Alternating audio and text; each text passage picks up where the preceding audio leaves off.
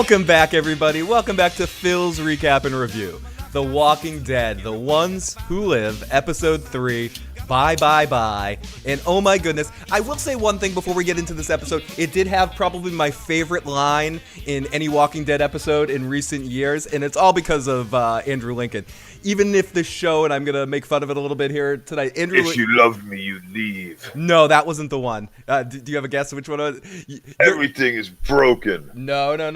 You're Everything we had is broken. Not that one either. You're a hero. You're a hero with a shitty haircut. With an ugly haircut. Yeah. That was funny. That worked. That was a good line. The wig is awful too. God, opening scene wig is just horrendous. It was. There was some middle school theater stuff going on in this episode, but I did like the fact that it was horrible.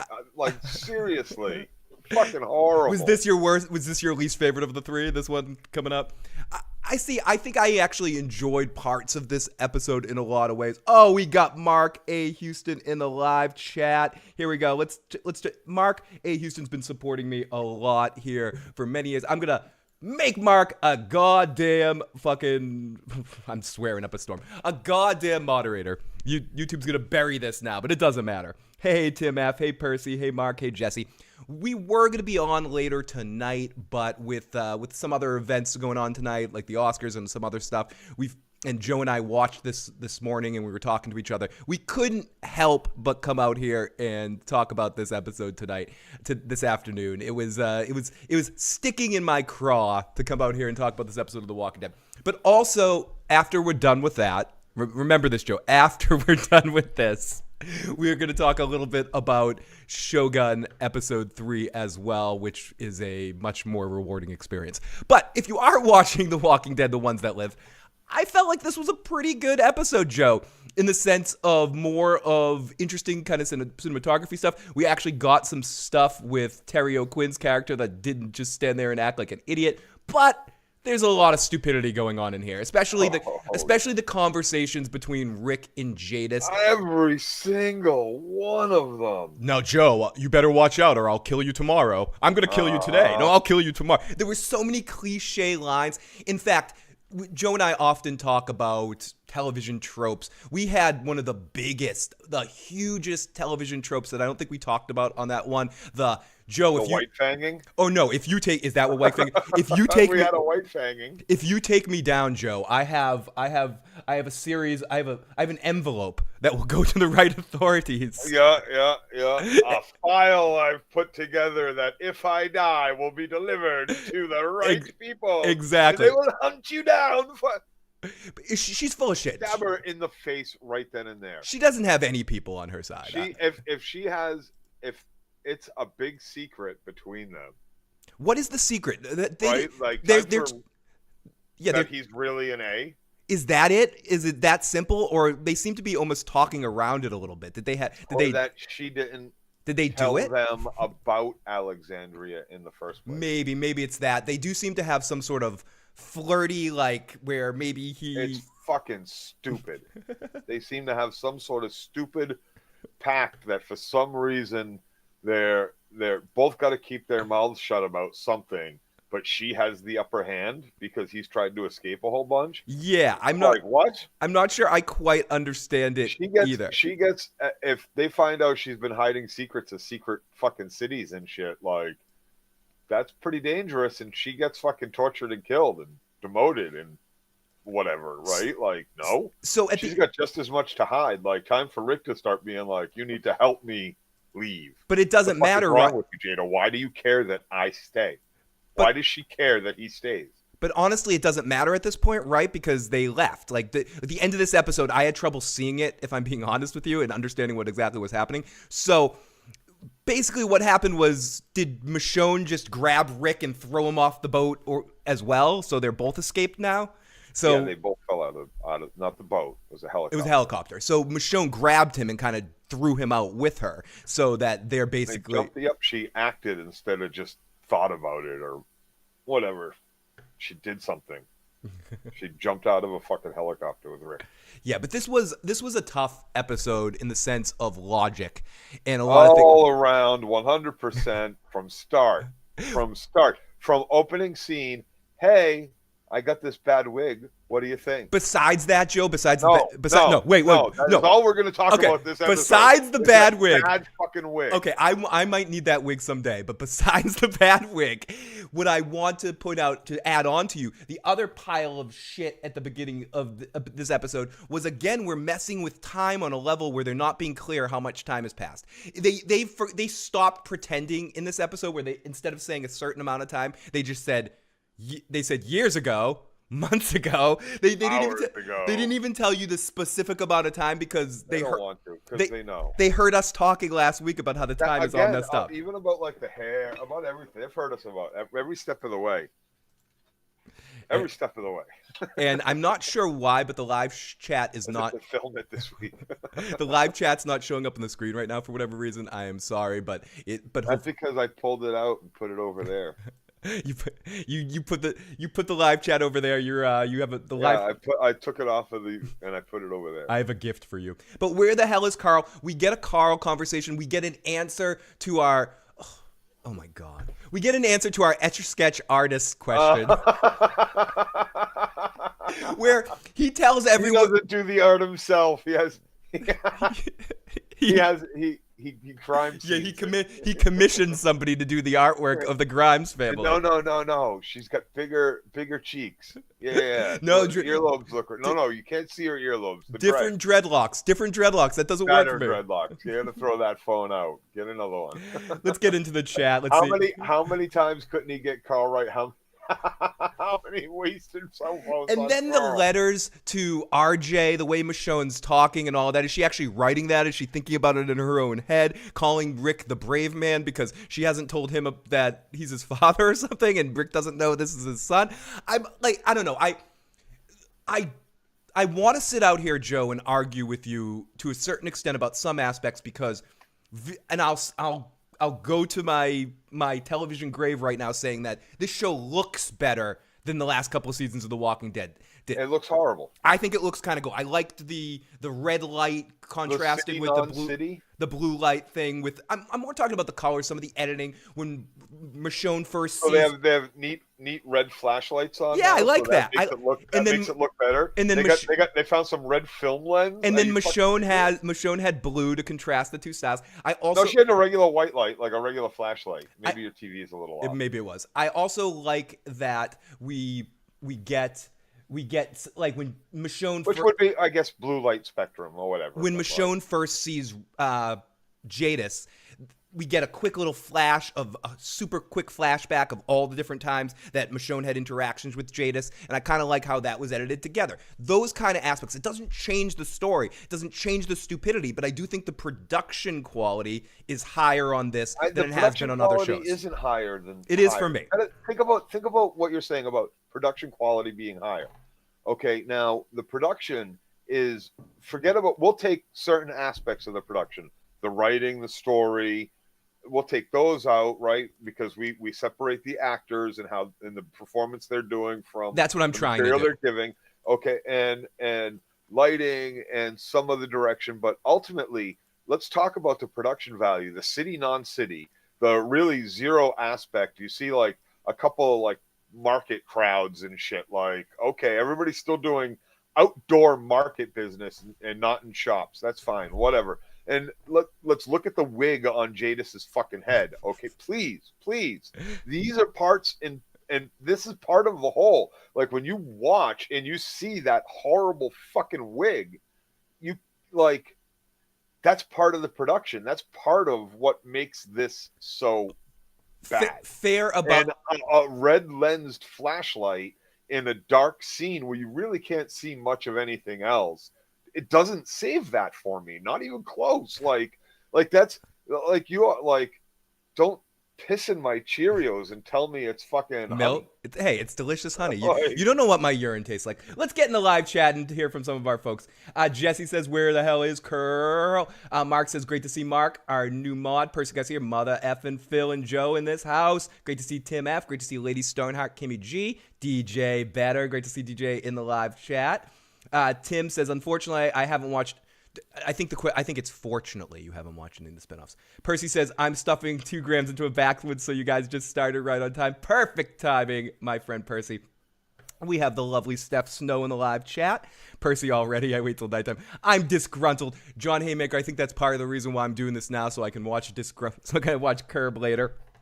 The Dread Pirate Roberts remembers I May Kill You in the Morning. Jesse says, I seriously stopped watching after the pork and beans scene. That was just, oh, God.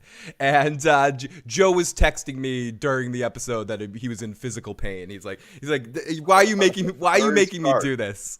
Oh my God. Can we just talk about Shogun instead? Yes. I didn't watch episode 3, but fuck it. Not too much unusual stuff happens in the episode to the sense of breaking the story down. We'll get into it and tell you what happens, but I would say there aren't any big moments that you would hate us spoiling. None. There are zero big moments. There's 2 big television tropes that we just talked about. Phil's I've got the file and the white fanging. There's an arguable job at production value here in this small thing. Hey. Phil says good. I say shit. No. But listen, no, I'll just say no. Ebert over here says it's crap. Siskel says it's good. So have they ever explained what an A and B is? They have here and there. A's are... Yeah. Joe is an A, Alphas I'm a B. And betas. Yeah. Alphas and betas. Betas are followers. Whoa, I didn't even think about that. They're just basically doing the whisper thing with that. But essentially, yes. A's are leaders, people that can do stuff themselves. And that's why there was a moment where somebody says she's saying they think she's an A, but they don't have proof, so they're accepting that she's a B. And that okay, now question. I have a question. So they've been doing this for a while, the CRM. Yes. And they have a 500-year plan. We found out tonight. And this A-B thing goes back to the start. Maybe. And it makes you wonder about the containers. Oh, the Terminus shit? At Terminus. If that was part of the... If they even thought of it back then, or they were just like, let's keep shit going. And then they were like, all right, now if we say that's what this means, it'll tie in all the way back to the beginning because we A-B'd containers so that we knew which place to put them on. I think you're giving them way too much credit. The other thing I want to jump on board and just trash because I'm not feeling it. This season started, and I think I messaged Joe when we started to get some words about this season, and I said, "Oh my goodness, is his name Terry O'Quinn? John Locke is our main villain, Major General Beale, I think is his name on the show." And I was excited because I like this actor. He's always been great in everything he's in, whether it's the Star Trek The Next Generation episode when he's Riker's old captain and they have some effed up stuff going on, or he pops up on millions of other shows, or his big part on Lost, which whatever you think of Lost, I think he was amazing on Lost from beginning to end. The problem is with this character's written freaking stupid. Like, he literally is like, Rick Grimes, I never actually trusted you. I shouldn't trust you. I've been warned to trust you, but I'm going to trust you right now because the plot needs me to. What's his name? Okafor. I didn't trust Okafor at first either, but I really believed in Okafor, and I gave him this book. Here's this book, too. Is he really as stupid as he seems, or is he just playing dumb? If he's as stupid as he seems, and he's written this dumb as just so, and next, once they're escaped, he's going to shift into, like, a negative aspect, I just think that's a poor way of writing a character that an actor who plays game playing really well. Terry O'Quinn plays, and I don't even think that's his name, whatever his name is. John Locke, I'll call him. Plays poker player reading the room really well. He does it excellently in Lost. He does it excellent in pretty much every show he's in. In this, he just seems like a freaking moron. When he's talking to Rick Grimes, unless he's just... It's only one scene so far, though, right? 2. We see him the scene in episode 1, too. Oh, and then this scene where he gives his little speech about the guy. Right, and he just is very like, I love Okafor. Okafor was a great guy. And then he has a second... Him and Rick have had 2 essentially one-on-one interactions. I think in this one, what's her name was there, too. Thorne was there, too. But, like, he's sort of trusting Rick, but saying, I shouldn't trust Rick. So it's like, follow your instincts. If you're this great general that's led all these people and you have this What if 500-year he's plan, in on it? What if he's the general that's in on saving everybody? do you Phil? think that maybe So Thorne...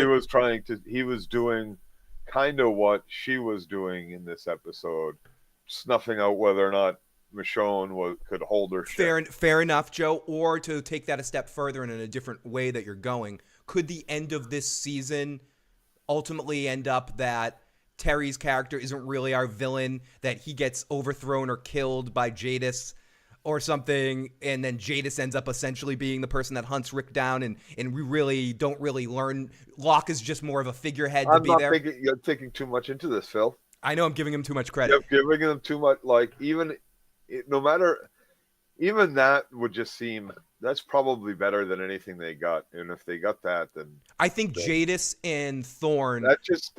Okay, here's the thing.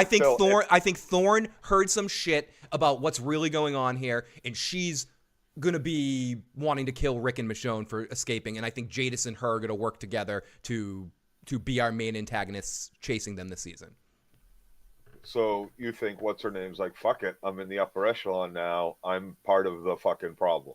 I think I'm part of the CRM. She said 3 times in this episode, Joey. Once I would forgive it. I'm not him. I'm not Okafor. I'm not Okafor, and you would believe the same things if you knew what I know. So she saw some shit that completely changed her perspective to think that Okafor is She full doesn't crap. say that. She doesn't say that because she thinks Rick can help her. Help her what? Help her solve whatever this. Rick is a capable individual. Or continue Oglethorpe's plan, but in a different fashion. In a different fashion, maybe a little bit closer to Terry's.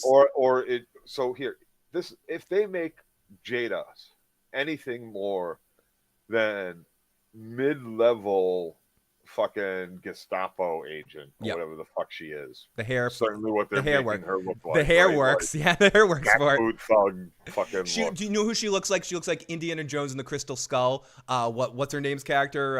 The Russian bad guy. I forget the actress's name that played that character, but she reminds me a lot of that character. And you mean like Bridget Nielsen? Yes, but not Bridget Nielsen. Yeah, Bridget Nielsen from Rocky IV. But so if they make her anything more than that, I don't buy it. This character has been fucking foolish and stupid from the start, right down to, as Rick put it, her fucking haircut and her wig at the beginning. Like, that being said, like, I don't see in like her literal middle school, I got the file and it will be delivered, like the TV trope of that. Like, just even that shows this.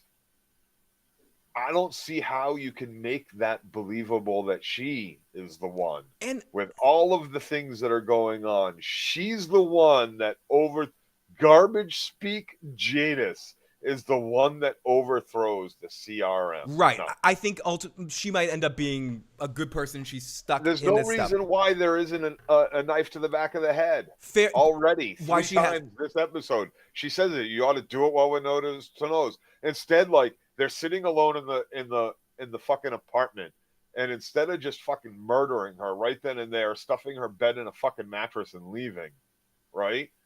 And maybe getting a couple day head jump on them. Why? Like, he decides to like pant back and forth and like. Joe, I need to at least mention this several times that you and I are at an ignorant point with Jadis because we didn't watch The World Beyond. I'm not watching The World Beyond, but I'm saying she did, from what I can gather, have some more character development in that. So she's not. So there is some more shit in there.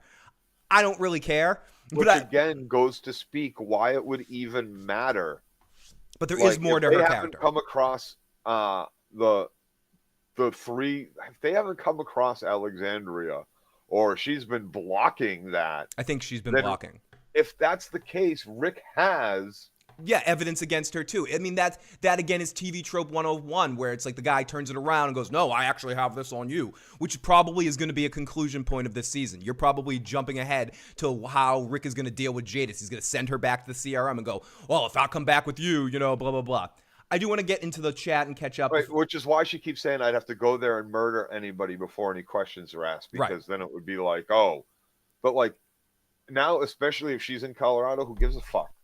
Who gives a fuck? This is a community that started after I left the area. It's been 5 fucking years. Now Percy Garcia says, like, who remembers the garbage people with all the fucking problems you've had? Who remembers the fucking? I remember Ocean Size, but more than that, right? Like, so who the fuck cares? All the other garbage people are fucking dead, right? Like, she's going to be based out where we're thinking somewhere near Colorado or something, a day and a half helicopter ride away from fucking Philly, wherever the fuck she happens to be, somewhere near Oklahoma, maybe somewhere in between, somewhere north of. We don't know, but we know it's pretty fucking far away. And that's where her home base is going to be. Then who the fuck cares whether or not Rick disappears back to Alexandria?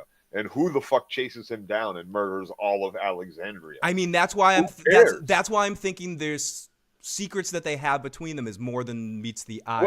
What? I don't know. Well, we'll see exactly. We'll see as the story comes on. I don't know. It's bullshit. But they keep talking around it like there's more to it. Let's jump in the chat. Tim says that Percy guy says Joe because Rick is gonna save the fucking world. Joe. DJ agrees with you. Visually, I had trouble seeing this shit too as well. John Haymaker, do the zombies freeze in the winter? We have yet to, unfortunately, see an actual winter, so there's no answer to that question. 2.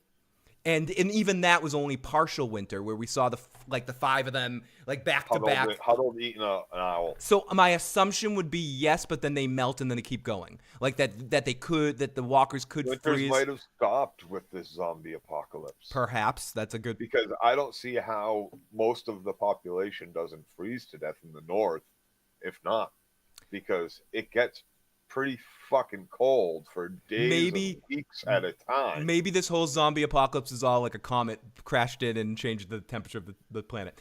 Oltorf says, once again, I haven't watched the episode, but I don't fucking care. I'm here for this. John Havick, good question. Carl was at the roof eating porks and beans when I left. Oh, yeah, the porks and beans and the pudding. The giant thing of pudding. Thanks and beans! Thanks and beans! Santavia Major says, they used to say zombies slowed down in the cold, but I don't know about now. Jadis looks like Charlie Chaplin in this episode. Oltorf says, everything about The Walking Dead takes me out of any sort of enjoyable experience. Percy says, truth be told, I told myself I was done with the Walking Dead universe, but then I see Phil and Joe reviewing the show and I had to tune in. To be honest, Joe... How hard?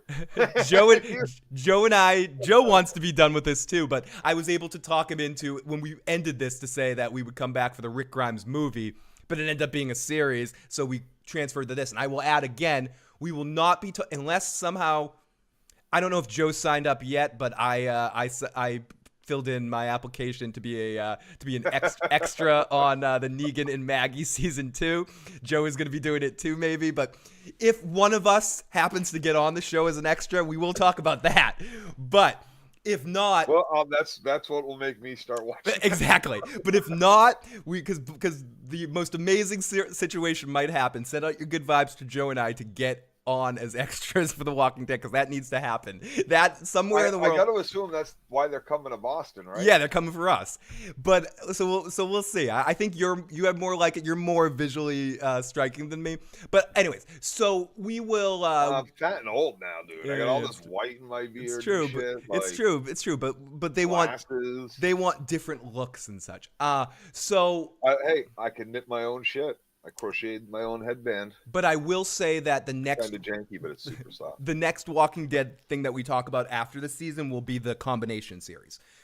This is all leading up to a cliffhanger of some sort that's going to be our main team against the CRM in the final battle. I don't think the CRM gets dealt with in this series. I think Jadis and or Thorn get dealt with in the series, but the CRM is an ongoing villain into our Voltron series when we bring everyone together to maybe form some super huge alliance with everybody but the CRM against the CRM. And that's going to be our big Walking Dead final. Oh my God. We're not even talking about the show. We're talking about what we think is going to happen. No, that's part of it, Joe. Part of it is being prognosticators. Kelly Johnson adds with the super chat donation. Thank you for $2 super chat from Kelly Johnson. Thank you so much. Toast to you, Kelly. Phil, is Jadis a good fighter? Can she take Rick? There's no reason to think that she is. There's no reason to believe that, no. None whatsoever. Unless the World Beyond stuff shows that she is like Brazilian In fact, jiu-jitsu master or something. I'm pretty sure, like, she ran during the big, like, garbage people fight. But yeah, she did. She sort of like sifted her way out She of there. tried to, like, sneak out the back and get away from, like, all the fighting and shit and let her people die at the hands of the Alexandrians and Percy says that whoever else it was. honestly, it just feels like a revamped storyline for Rick and Michonne.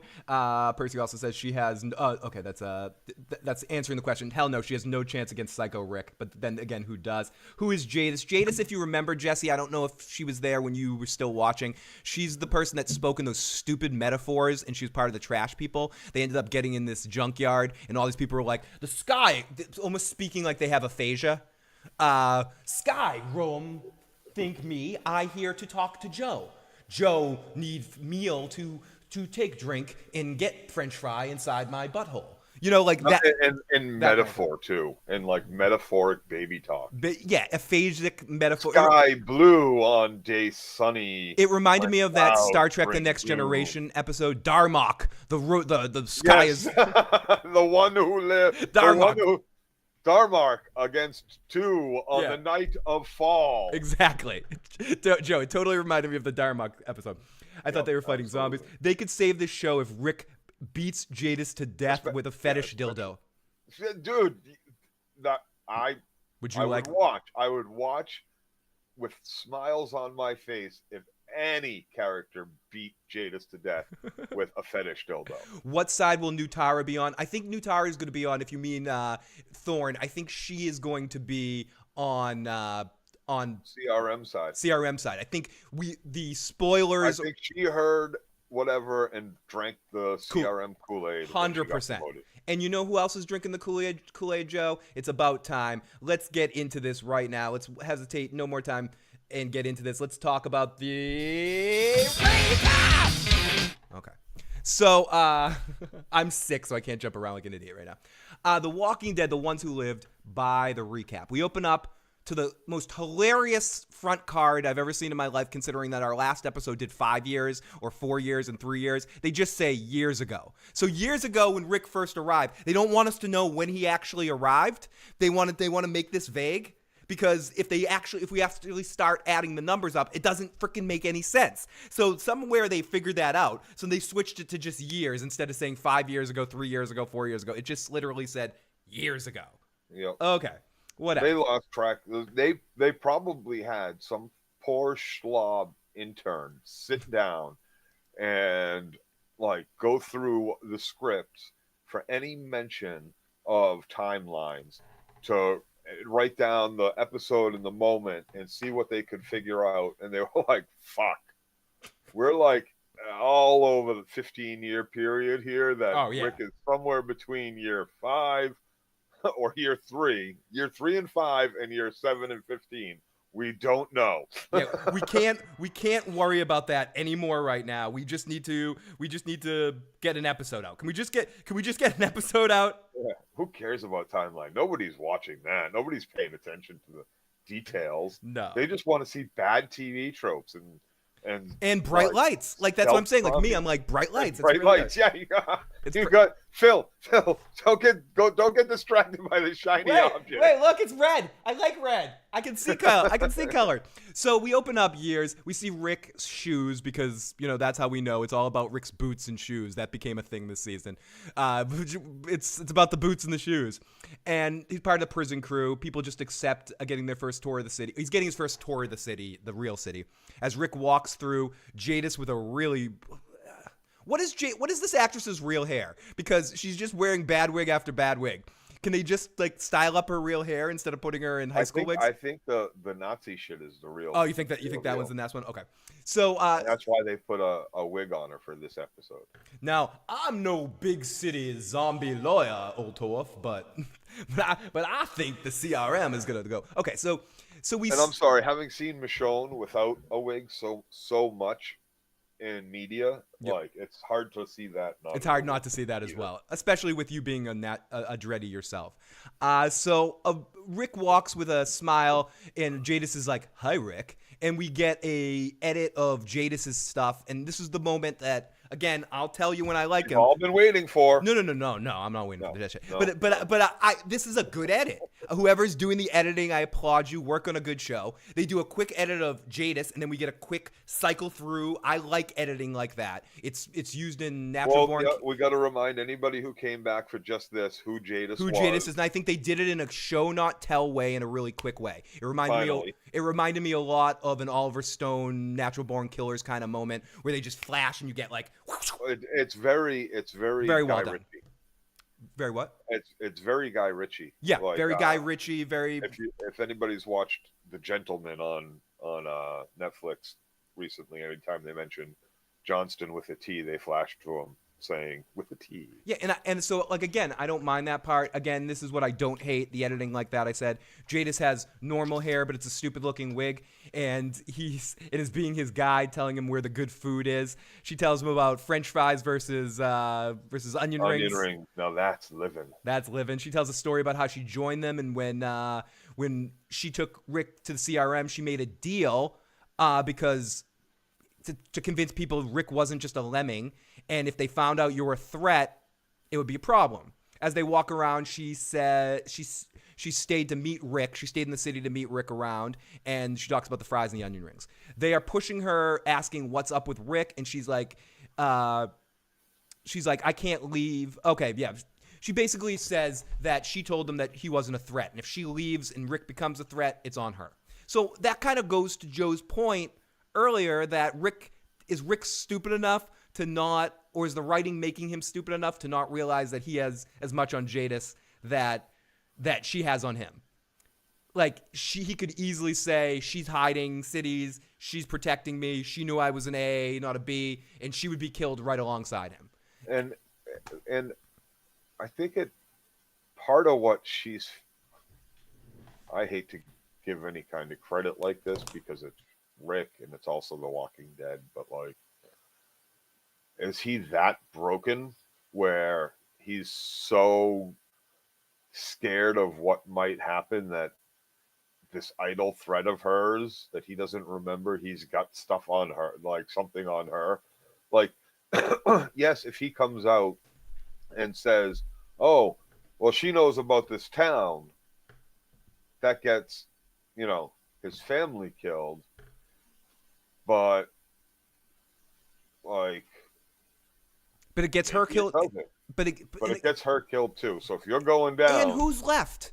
Who's left? And how do we know where they are? Are they in Alexandria? Are they somewhere else? Are they hit like who from the family is alive? Maggie and Negan are up in New York. A little longer, so he's gonna believe. He doesn't know that Maggie. What is this? The Santa Claus? Michonne doesn't know it's broken down and scattered either. Joe, don't give me that cheesy Santa Claus Hallmark movie bullshit that we got in this episode. Just believe a moment longer, Joe. Believe. Didn't Judith stay back with some of the people at the big city there that they found and liberated? Yeah, I gotta ask Old Torf's question because I don't know the answer to this, but I think what I've been able to put together from listening to other people is no, it's not all happening at the same time. I think Maggie and Negan is the most in the future. I think Daryl and this are generally happening at the same time, but I think the Maggie and Negan Dead City thing is... No, I think they're all at the same time. I think Dead City's later on. I could be wrong about that, Joe, but I think that's the last point of the time. They take off like right at the end of basically The Walking Dead. They walk off to... Do they? And Daryl goes his way. They all go like... Daryl abandons Judith to the city. They all go walkabout? Negan and Maggie go off. Maggie go off to find Maggie's kid with Glenn. Oh, yeah. Because he somehow got stolen. Little Herschel. Whisked away. Herschel got whisked away to New York. So I guess Joe's I guess Joe's probably correct that this is all happening at the same time. But that's I don't watch Dead City, so I don't know. I watch. Kyle says, "Don't give me that Tim Allen bullshit, Joe. Don't give me that Santa Claus. Just believe Tim Allen bullshit right now." Sorry, Murrow. Worf was hanging out over there. I didn't mean to keep you and Santovia Major's best friends. I will be doing a live stream sometime this month. Speaking of Star Trek, over on my old friend. I haven't talked to him in a long, long time.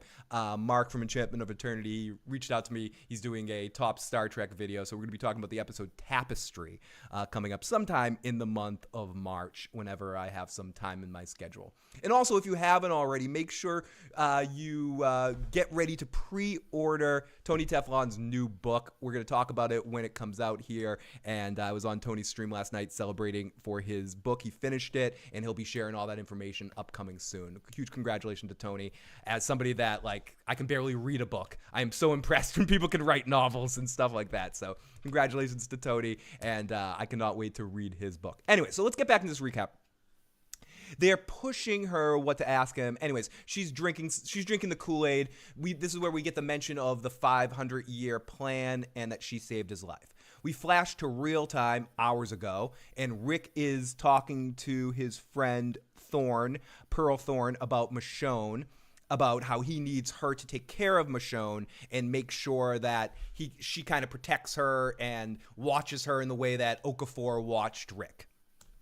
And Rick plays the Okafor car, help me, and Michonne can, add balance to the force.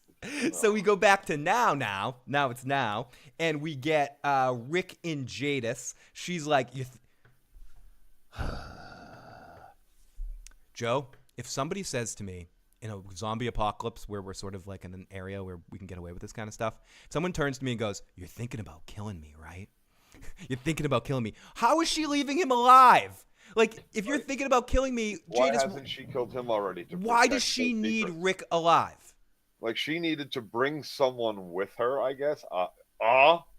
Beta? I brought you Beta. Like, can I have entry into your city now? What? I don't get it. Like, none of that makes sense. So to why me. didn't she just bring some? Thanks for bringing us our city of 200,000. Beta. Yeah, and it's not even a beta. Like, was she working for Okafor, and did she bring him as possibly part of Okafor's plan? Like, and we just don't know that yet. Like, I don't get why. That would be a serious miscalculation on Okafor's part. Like, ooh, this garbage speak lady is brilliant. I should bring her on board to help my revolution in the city. Listen, Kyle, resistance is futile for this situation. So she's like thinking about killing me, and says, I will not kill you today. He calls her out for it, and she's like, if I left you, you would be the first, and then we would have to kill all of you, meaning kill all the Alexandria people. And she says, that's stupid. It's just, I can't even begin to talk about this stuff. But basically, she just says, if you leave, she reiterates what she said at the end of the episode. If you leave the whole crew, I'll kill your whole family. And then Rick goes, well, you didn't threaten to kill my whole family if I left before. And then she said, I didn't think you could actually leave, but you and Michonne can do anything together. You guys are the magic pair that somehow we've been missing all this time, and the two of them can escape anytime they want. Let's get in the live chat. Aegon the First with the super chat donation. Dead City is definitely in the future. Kerschel's age is an indicator. In Rick's current timeline, he would be about 8. In Dead City, he's a teenager. Okay, so Dead City they did leave, but we caught up with them again in Dead City probably 5 or 6 years later when Herschel is, or 8 years later when Herschel is a thing. That's what I thought I heard, Aegon, that Dead City was the latest in the possible timeline, but I would say of all shows I've ever been a part of and talked about, even the final seasons of Game of Thrones, timeline shit on The Walking Dead is horseshit. Is the worst ever. They just skip things, like the age stuff just doesn't make sense. We were playing with might as well be a bad dream episode, the entire thing. If you're going by timeline and what's happened, you have no clue. It might as well be. It's pointless. And Santovia Major and Luna, I want to both jump on this because I see this too. Jadis has a crush on Rick, and Luna says, answer, Jadis is so thirsty for Rick. That's the only way she was to trap him. Do you think that's part of it? Did her and Rick bang, and she has like a crush on Rick? Did they bang? No. Did she rape him maybe while he was prisoner at some point? Possibly. In the trash people place? Possibly. I wouldn't put that past Jada with her jackboot thug fucking hairdo and her trash people speak. Do you know what I love, But Joe?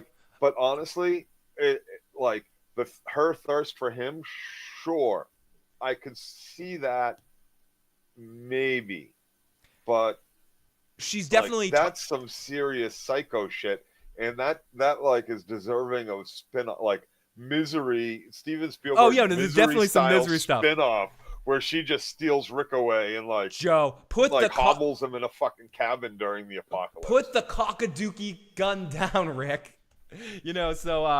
So then we get our intro. We come in and Michonne is speaking poetry, and she's writing a letter. And this was a horrible device through the entire episode. It just didn't work. I think it just sounded silly to me through the whole thing, writing a letter and the way she was talking in it. This place is dangerous, and we need to find the brave man. And if I find the brave man, I'm gonna come back. And then we get some visuals similar to the first episode with Rick, with Michonne fighting the walkers and sort of doing the poking thing. And Michonne makes friends. She gets her friend, similar to Rick making his friend. And the friend's like, "Well, you seem to exude knowing what shit's happening around here." Michonne takes down some walkers that made it past, and her friend's like, "Yeah, you know your shit." Rick and Michonne make googly eyes at each other as they're walking by. They're not hiding it. Like, if anyone was actually watching, fortunately, the two people watching that could cause problems are already know in Thorne and Jadis. But if anyone else was watching, if any of these other CRM people were worth a dime, they would notice that Rick is eye fucking Michonne anytime he walks past her, and she's eye fucking him. They're just like, hey. And then we come to find out later in this episode, and I'll mention this in passing. But I was wondering what their story was, and it wasn't clear in the last episode. Somehow they're trying to sell that Michonne was cutting everyone else's neck, or everyone else's neck was being cut, and Michonne somehow saved Rick. Like she saved Rick from getting his neck cut in that situation. Are your headphones broken?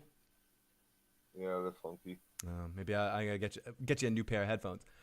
So we finally get back to Major Beale. He's doing his goodbye speech for Okafor, and he pulls out his important sword from the American Revolution, and he gives a comparison to Okafor as, like, you know, just as important as Revolutionary War soldiers. And Thorne and Rick talk more about Okafor. Rick gives that watching look as he starts to kind of put together that maybe she's drinking the Kool-Aid for the CRM. And she speaks about Okafor and how she has changed and she's sad he's dead. Beale comes over to Rick and Thorne and says, Okafor says you two are worth it, but I always thought you two were more trouble than good. Especially you, Grimes. This is what I'm talking about, Joe. He straight up says to him, I think you're poison. I think you're poison and I'm not sure I have the cure. But here's a book, Rick. I trust you. Go ahead, you know, let me give you a gun. And I forgot in that scene, it's maybe later when Rick starts to, no, it's later, when Rick starts to draw his gun behind, what's her name, behind Thorne. And they just have this like, oh, you were going to draw your gun on me. Well, you're going to draw your knife on me. It's like, no, in those situations, if someone's going to draw their gun on me and stand behind me like that, when in a situation with, like that situation with Michonne, he was thinking about killing you. You should turn him in. You should get Rick busted right in that moment, or, to Joe's words, knife to the back of Rick's head in that moment. Like, Rick should not be allowed to live. I don't get how Okafor, Beale, or Thorne can for a fucking second think Rick might not be a psychopath. Not a psychopath, but Rick Grimes, and not care about this place. Like, what is so goddamn important about Rick Grimes that they're being like, we need to keep you. I get Okafor's point to a certain extent of he wants somebody to kind of take over that wants to change this place. But now that Beale doesn't want that, unless something else we don't know, and what's her name doesn't want that, Thorne doesn't want that. So what the fuck? Why are they keeping Rick Grimes alive right now? What does he bring to the table other than gonna shoot you and bite your face off at some point? Trust me, I like having Andrew Lincoln on screen. I can't wait to see him go crazy. The CRM has zero reason to keep the guy who tried to escape 6 times alive after Oglethorpe, the only semi-high-ranking person that supported him. Hero imagery that was supporting him has died. Like, you ran the risk of, if you killed Rick in any outward fashion, Yeah, there's no of reason. No reason. right, that Oglethorpe speaks out and raises the population against you. So you let Oglethorpe have his pets or whatever. Yeah. But now that this dude is dead, there's zero, zero, zero, zero reason to keep him alive. I cannot understand Even Jadis has to keep threatening him to stay. especially once Michonne shows up and they both know about Michonne, and then this guy, Terry O'Quinn's character, they said in several times in this episode when he's talking later in the episode to Thorne, she mentions that of all the 1,700 people here or whatever it is, Beale has his eye on Michonne. He doesn't trust her, so they know that there's some sketchiness here. So right. What the F are you waiting for? Yeah, right, exactly. Like, exactly. If you have a 500-year plan, you have a plan, then you need to squash bugs like this. And I don't care. This isn't about good or bad or anything, but if they have a specific plan on how to do this, you killed 20,000 people in Oklahoma because they didn't fit your fucking plan. Exactly. But Rick Grimes must stay alive. Because we all think he's an He is integral to this plan. because somehow they all think he's an A, but we're just going to accept that he's a B. Even though everything he's literally done. Joe. That doesn't make sense, Phil. Joe, if you were in a situation like this, like seriously, you're in a situation like this where you're running a place like this, and there's this A versus B thing, and you're legitimately being like, I only want lemmings on my team here. I want people that are gonna like drink the Kool-Aid and not want to leave this place and yada yada yada. Wouldn't you just kill anyone that was borderline? Like it doesn't, like, even the people that you weren't quite sure, it wouldn't be like, oh, this guy might be a B, but he's got A tendencies. Dead. No. Dead. I'd kill them all. The problem with keeping only bees is there has to be new leadership. Not just new leadership, but not all mid-level leaders are bees. Yeah, I guess that's true. I mean, but at what point did they just start killing the bees? Follow orders and think. You want someone that can do that follows orders, sure, but you also want someone that can think on their feet and do what they need to do. But you want loyalty over fucking lemming shit. No, a lemming will a lemming. So the idea behind that, right, is that whatever lemming jumps up and runs towards the cliff first, all the rest run with them. Yeah, they follow. It doesn't matter which one fucking does it. They're all going. So like, if the revolution starts, they're all going. They're fucking lemmings, yeah. and the revolution is starting amongst them. So you need going with that. To your revolution. Point, you need true believers, not just lemmings. Right. You need people who are. You need. That's a better way to put it. You need the true believers, and to find them, those are going to have A's that you convert. Someone like those are going to have some severe A personality traits. Follow us. Follow me. Do what we say. Even if you're not like, you're still going to push others to follow and fall in line. People like Thorne, that's why she's going to be dangerous in sense. And someone like Jadis, for instance, that are sort of A's, but they drink the Kool-Aid. Let's finish off the live chat, or catch up in the live chat here. Yes, I have been noticing Jadis. We've got people noticing Jadis. Oltorf says, yeah, LOL. Joe, yeah, it's all been a bad dream. This is all a bad dream. And Oltorf says, yeah, she might have raped him in the dump. Rick is a dirty birdie. Space Seed was before Chekhov, so what does that tell you to use as captain? I love that that's one of those things with Star Trek where Chekhov recognizes Khan in Star Trek 2, but he wasn't actually in the Space Seed episode. The Star Trek explanation to that is that Chekhov wasn't quite an officer yet, and he was just a nameless red shirt on the Enterprise at the time, and he would recognize the name Khan when he did his research about the Enterprise later. But that is interesting that and I don't want to talk too much about this, in Star Trek 2, that they chose Chekhov for there instead of one of the actual crew members. Like, they could have just picked Sulu in that moment or something. But anyways. There's going to be a Rick-tatorship soon. We got Lady Ace. Thank you to everyone. By the way, thank you. We know this isn't our usual time. We usually do this late night, and next week we'll be back to 10:30 p.m. We just, this is a crazy Sunday for both of us and a crazy beginning part of the week, so we wanted to make sure we got out here to talk about this. And It may seem like we're not there yet, but we have something else to talk about when we're done here that I think we may enjoy more. The point is, you don't know. Plus, do they not punish? Yeah, did they not punish Jadis for obviously bringing A's? To Joe's point, Lady A says people are resources. Con, I think Joe means Alpha is some lady with no beta. The same old cliche story. Rick has potential and power to rule the world and doesn't want it. He just wants his family, says Percy. Yep. Quan says, oh, great to see Quan in the live chat. Respect is better than fear leads to people. Aegon says they have to have some A's. They need the chain of command in that outpost. That was what Mr. J was saying. What Mr. Joe was saying. So let's continue here. Let's get through this recap here.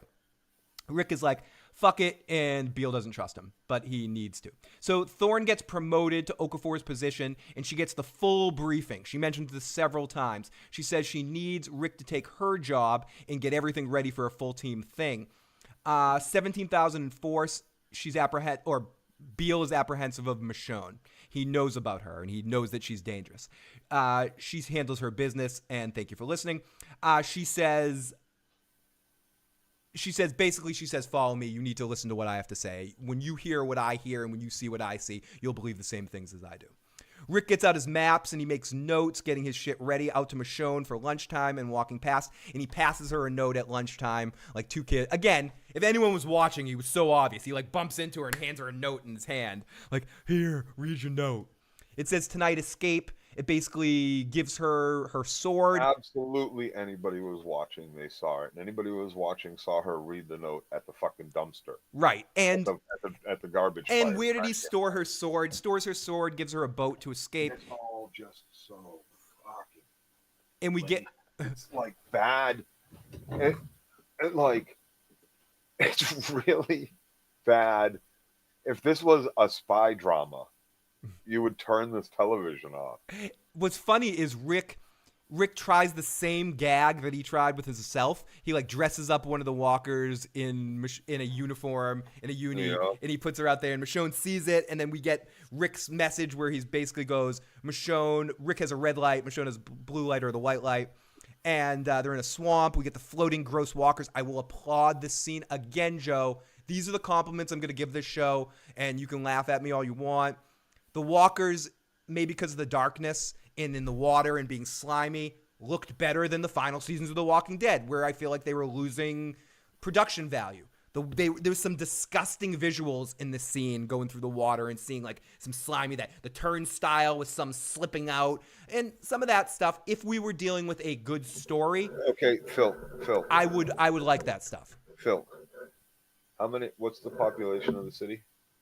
17,000, maybe, did they say? And what? No, more. 17,000 is the army. Force. So, like the army. We'll talk about that, and we'll talk about trackers for a moment, and we'll talk about when they find Michonne's body at the shore. Right. Let me just finish this scene really quick. So Michonne, Rick wants Michonne to leave on her own. She decides not to. Right. There's a letter on the boat in the canoe that she finds and reads again. And she ain't now, going.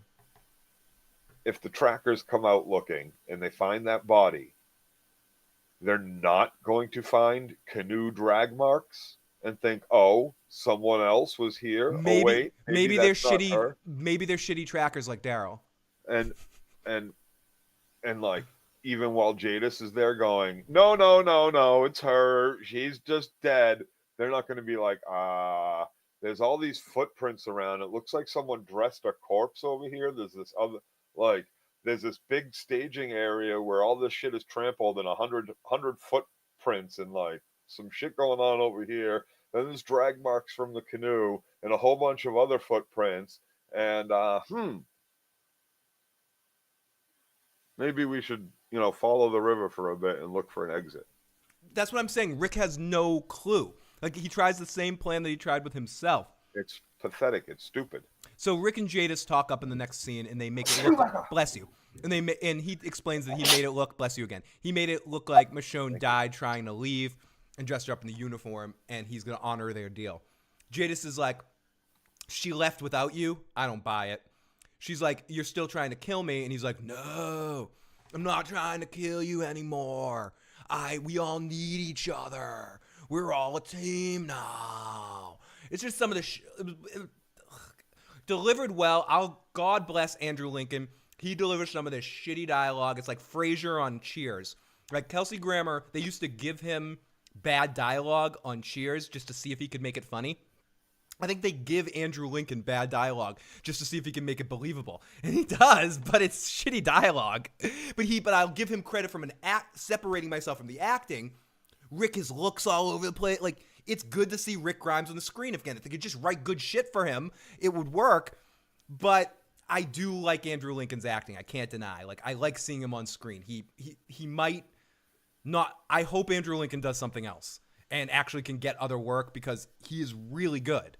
And I think in these moments when he's saying this stupid shit, he's saying it with all of his heart. Like, you believe him, but the writers are abandoning him, and that's why he left in the first place. She says again, if you could, she gets to in his face and goes, "If you could kill me face to face." And it's just like it's just stupid. And she mentions again for like the third time, "Oh, I have contingency plans. Don't forget about my contingency plan." And like, I don't want to hear about your stupid ass contingency plan. But here's where we get, speaking of Rick Grimes being, Andrew Lincoln delivering lines, they get what I consider the greatest line in The Walking Dead in years and years and years. He goes, "I'm not going to hurt you because you're a hero with a shitty haircut." It was just a great line, his line delivery on it, and it makes me feel okay to rag on Jadis' haircut because the show's doing it, and it's great. And I love how her response to that, she just doesn't have a comeback. She's like, "Yep, I know. I have stupid hair. We all know I have stupid hair right now. Like, we can't deny this." So I'm surprised they haven't done a zombie homesteading with Carol spinoff yet. Quick laugh at Phil.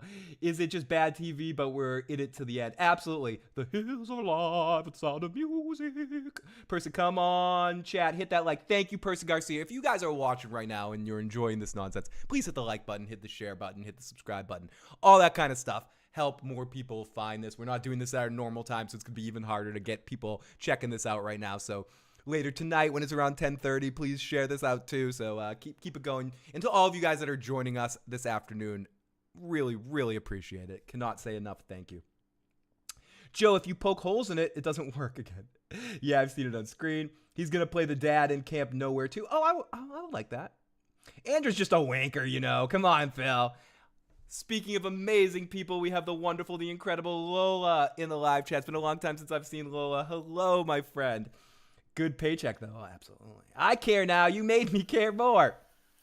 So, again, she says, "Kill you face to face." Play. So, he gets paid. And why doesn't he? Because whatever. So, he gets paged by Thorne, and Michonne is still there. They see Michonne, and she's not leaving. They watch Killing Machine Michonne, and she's not understanding the assignment of not showing herself to be an A. She's just, like, destroying most of the charging walkers all herself, and just going I was gonna say Il Nana because I used to say that when I was a kid. She's just going she's just going crazy on the thing.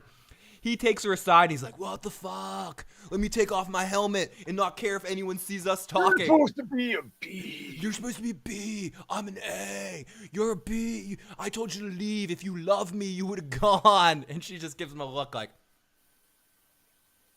"Do you think I do?" And walks away. Those are my two favorite acting moments in the episode, Joe, were that moment with Michonne, because she didn't say anything. She just gave a look and walked away. And Jadis's look after Rick ragged on her hair. Because Rick ragged on her hair and she gave this look like, "I know." And just walked away. Like, she totally knows. The actress probably said to say it. Yeah, or something like that. Oh, either way, like, the look she gave on her face when Rick said, "You have shitty hair," was just like a smile. She gave this smile like, "I don't have a comeback for that because I know my hair is stupid." Like, it was just it was kind of a great moment. And I'm not saying, Joe said this last week, and I'll say this again. I like that haircut on the right people. It doesn't look good on Jadis. Not correct. That haircut works on some people can pull that off. She can't. Correct. She cannot. Correct. It's not, I'm not if someone's watching this and they have that hair and they're like, "Oh, you're ragging on," like, you might work it out. Jadis doesn't. Just like long hair, dreadlocks, and long hair. Some people can pull this off. I'm not saying Joe and I pull it off. You might have differentiating opinions, but some people cannot pull it off, and some people can. I've been told I look ridiculous. I've been told I look great. Me too. I'm usually told I look ridiculous, but that's beside the point. But I've seen us both with short hair, and we look better with long hair. It hides our face. We look disgusting with short hair. Anyways, no one wants to see that much of my face, Joe. No one. As evidenced by our low watching numbers. Exactly. No one wants to see our face. So, so he takes her aside and is like, "What the fuck?" His helmet's off. He explains all these years. The only way I wasn't killed, some dude saved my life, and she's disappointed. One man saved my life. Multiple, many, a few. Well, like 6 times. No, I'm gonna save your life. Just get out of here, please. Somewhere the Walking David is rolling his eyes at our crimes right now. So Michonne's writing Herschel again, and she says, "Listen, I had a chance to do this without the brave man, and maybe I should have, but I couldn't.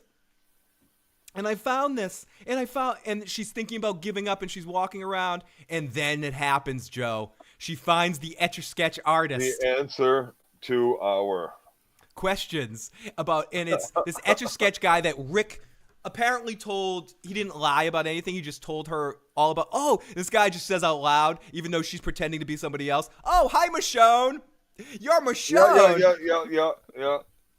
And oh, how's Judith doing? Oh, Judith isn't dead. Who's this boy? And then we get a title. Oh, they're all alive back home. Oh, not Curl. Ray. Except for Curl. And we get a right. Like if anybody's watching, if like why wouldn't they be on any new arrival? Taking notes, listening in the background, 10 steps away.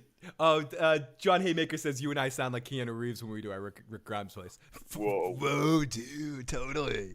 We're both Teds. We're not Bills. I can't really do the Bill S. Preston voice. I'm more doing Ted. He's more Valley.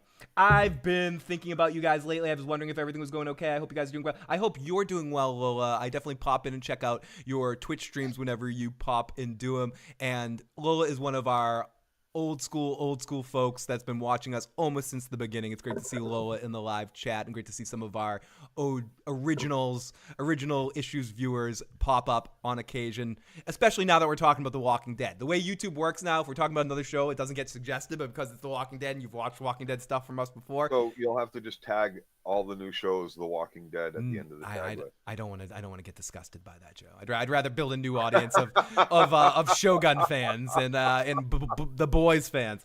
Okay, so we get the Carl comment. That would be horrible. I would be so pissed at your channel. I'd be like, why do I put in fucking The Daily Show and up comes fucking The Walking Dead by Phil? Now, really, if I was going to do that, I'd just put everything as Better Call Saul, because that was technically our most successful show here. So I would just have every video titled as Better Call Saul, the final season anyways. Okay, anyway, so he's like, Michonne, you're Judith, blah, blah, blah, blah, blah. So she gets the inspiration she needs to know that Rick is worth saving. So Rick and Thorne call Michonne over and they make introductions, and there's just this fake conversation where Thorne is pretending not to know who Michonne is, and she's just like testing her. And then even though Michonne gives all the wrong answers, she's like, I'm bringing you with the army group to a bombed area, and you're not to do anything. You're to listen to me, but you're going to come. I don't know if she brought her there just to kill her. Like she's bringing her there to like find an opportunity to kill her, and that's why Rick drew the gun later. I don't know. So no, I think she thinks there's something up. Like, I'm sorry, but like, how much noise did Rick's drawing the gun behind her make? Like, this just like, I'm sorry, all of these characters, like even her, is like, it's stupid. Like, really, honestly, why is she gonna go out on a limb for Rick? Yeah, Uncle Thorpe's dead. She doesn't know who any of the other contacts are in this higher scheme of things. Do they know who she is? Like, as far as she knows, yeah, she's just rising in the ranks. Why wouldn't she drink the Kool-Aid? Yeah. She just heard the echelon briefing, for Christ's sakes. None of these other poor schlubs got to do that. fuck that. I'm about to fucking be driving around in a fucking golf cart while all the rest of them walk building to building. So she brings Michonne into the crew. They argue. Rick and her argue later on. She says, "I'm not Okafor. I've seen everything. I see what we need to do now." And this is the next time she says it. She says it 3 times in the episode. And this is when Rick starts to draw on her, and they have this like back and forth. We've talked about this a little bit before. And they're flying to the mission in the helicopters, and she's giving the overview, clearing it out. They have to clear this area out for the future, clear out all these walkers. And she prepares them. The mission is now that they have like a bunch of hundreds of walkers down there. The bombs aren't working to distract them, so they need somebody to go in there and set up a bomb within there, like within the pile of the walkers or something. And she's going to do it herself, and Thorne's going to run point and make the bomb drop. And they have an Ivar the Boneless kind of a pushing thing to kind of through there. My brain fucking hurts right now. By their plan? No, by all of this. So the leader of this squad. Can we just yada yada what exactly happened? So they get in the woods, they fight, yada yada yada. They start to get overthrown. Michonne steps up. She's never out in the back. She's just within everybody. She comes up. She steps up. She starts pushing the bomb thing that looks like something Ivar the Boneless would do in Vikings. Pushes it into the mix of the zombies. She's told multiple times at this point to stay back. Stop, stay in back. You're to watch our backs so that none of the stealth zombies come up behind. But she doesn't do that. But she doesn't do that. She doesn't listen. She takes it upon herself to push this thing all the way the fuck through. And it, bam, they hug and they kiss and they smile, and that's our plan. And Rick helps her. Yeah, he helps her. They both, and then they get that like. And then they run off, and the alarm sounds, and it tracks all the walkers and sets off a big bomb. Exactly. Now, with Michonne sitting there with these other guards, they're all like occupied, and Michonne's stay in the back. And she grabs a hold. Why not kill her? Why not make sure she dies? Michonne? Michonne no. or what's her name? What's her name? Yeah. I mean, Rick was thinking that. It makes sense that Rick then gets promoted. I mean, but Michonne doesn't want to stay there even for 5 minutes, so she wouldn't even be worth sticking around that long. But yeah, I agree. I think Rick should have just shot her in that moment. He had an opportunity to. And he's got all the other guys listening to her say, no, I need to be on the front lines. And like, she was just to stay in the, like, it makes sense if you offer. She got off. She fucking died. It was a fucking zombie. What do you want from her? Like, it happens.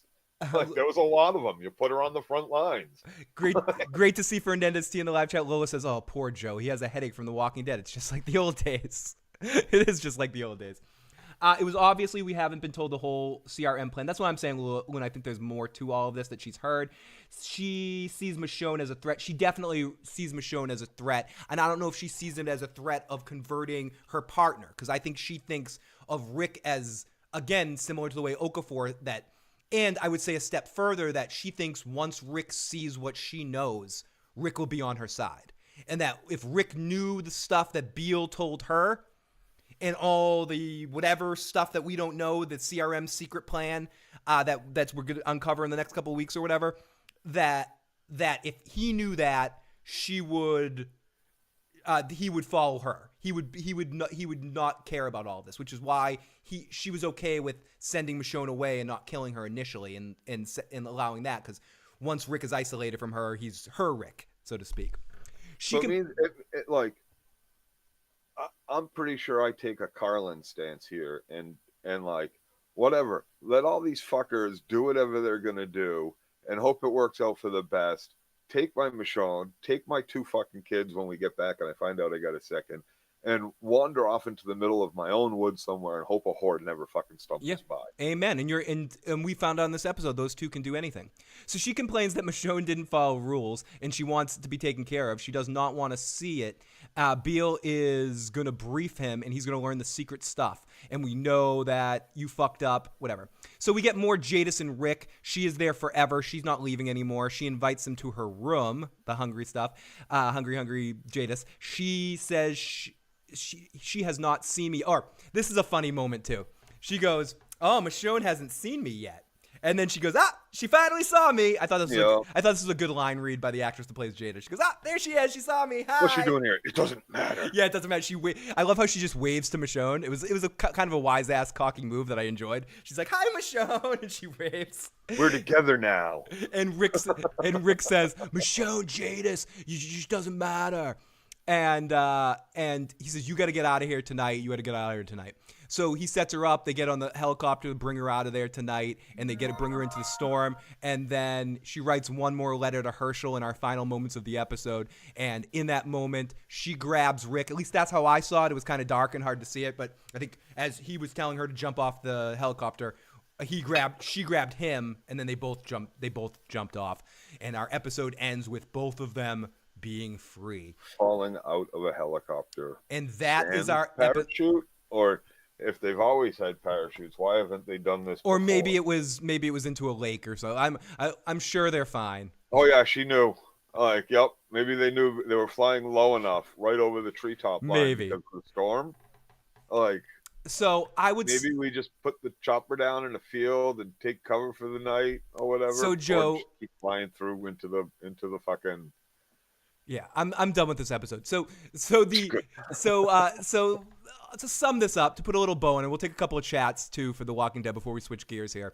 The episode ends with they're going to be on the run for the remainder of the season for the most part. I don't know. This is probably my least favorite episode of the season between the three. I think the first two did a little bit better of a job not being stupid. But in this episode, when we're starting to get into the storyline, is exposing some of the stupid stuff. That being said, I'm still having fun watching this, Joe. It's not painfully boring and troublesome to me the way that watching the final couple seasons of The Walking Dead felt to me. I'm not looking forward to next. I kind of morbidly curious how this thing ends, and I'm not horrified week to week in the way that I was during the Whispers arc or during that last arc that we dealt with on the regular Walking Dead. I've said that several times.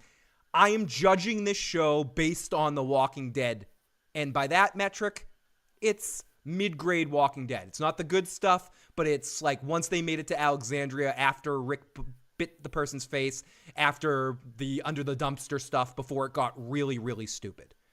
It's like in that era of The Walking Dead, before the shitty, boring, I don't want any part of this crap. It's okay. It's not. It's just, it's fun to pick apart. I'm having a decent time watching it, Joe, but it's not the worst thing I've ever seen in my life. I don't know if you feel similar, or if it's the worst thing you've seen in your life. What do you think is my response to this? I think you think it's all one big pile of crap. I think you're like my mom when she was younger, and she said, weed was like, it's a big bag of drugs. Like, you do drugs, I smoke weed. No, you do drugs, it's a big bag of drugs. It's all a big bag of The Walking Dead suck to you, and it doesn't matter. It's different degrees of. You're like, if I'm taking diarrhea or I'm taking constipation, it's all shit. It doesn't matter what kind of shit it is. It's still shit. Is that essentially? Is that what you're saying? That's what I'm saying, Phil. Okay, so let's take a couple of chats, and then we're going to change gears to what you have in your picture. Great artwork, Joe, who drew that himself. That's coming up for the next podcast. Lola says, that's true, Merle. Oh, Merle, great to see Merle. Good to see you, Lola. Great to see everyone in there. Watch is going to be some big cheesy reveal of a secret plan in the finale. For Ned to see, we love you. Love all of you. And everyone, thank you so much. We're not ending right now. Thank you, everybody, for joining us for this Walking Dead discussion. I'm just stopping it like this just so people know, and in case I decide to cut this later, I probably won't cut it later, but if you haven't already and you enjoyed this, hit the like button, hit the subscribe button, share this channel with a friend, and join us next week for more Walking Dead discussions. We love you guys. Thank you. Talk to you next time. 5, 4, 3, 2, 1. Let's talk about a good show. Okay, so let's change this up. Ladies and gentlemen, we're going to be talking about, this is what it looks like when we're not there. Oh, here we go, right over here. Oh, let me change this fucking bad boy out. Change this right here. That feels so much better. Yeah, I feel like I'm wearing nicer clothes all of a sudden, Joe. I don't know what to tell you. It feels like my clothes are just nicer all of a sudden for some reason. But before we get started on this one, just in case I decide to cut this up later, let me put this up on the screen for a second, and let's do this way, just for shits and giggles, Joe. Where is it? Where is our fucking theme? Okay, here we go. Let's try this again, everybody.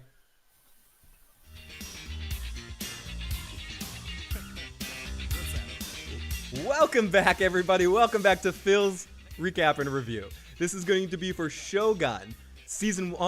One season. One and you're done here, everybody. Stop. One season and done. Stop asking for a second season. Just be happy with what you get. You get what you get. You know don't what? get upset. You know what? If they could, Episode 3. they could do get some good writers to just create more actually universe create stuff. Yeah. Further, which I'm not like. This is, by all accounts, from what I've heard, a great novel. Right. I'm definitely going to listen to the novel afterwards. And I know there's several other novels in the Japan series by this writer.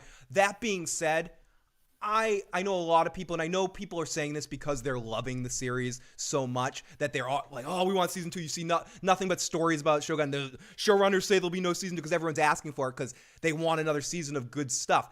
That being said, what makes something like The Mayor of Easttown so good, or certain shows bad because they last too long? If Lost was one season, we'd be talking about Lost as a great series. Game of Thrones, if it had the right amount of seasons, and I know maybe it needed more seasons, not less. It's a bad example.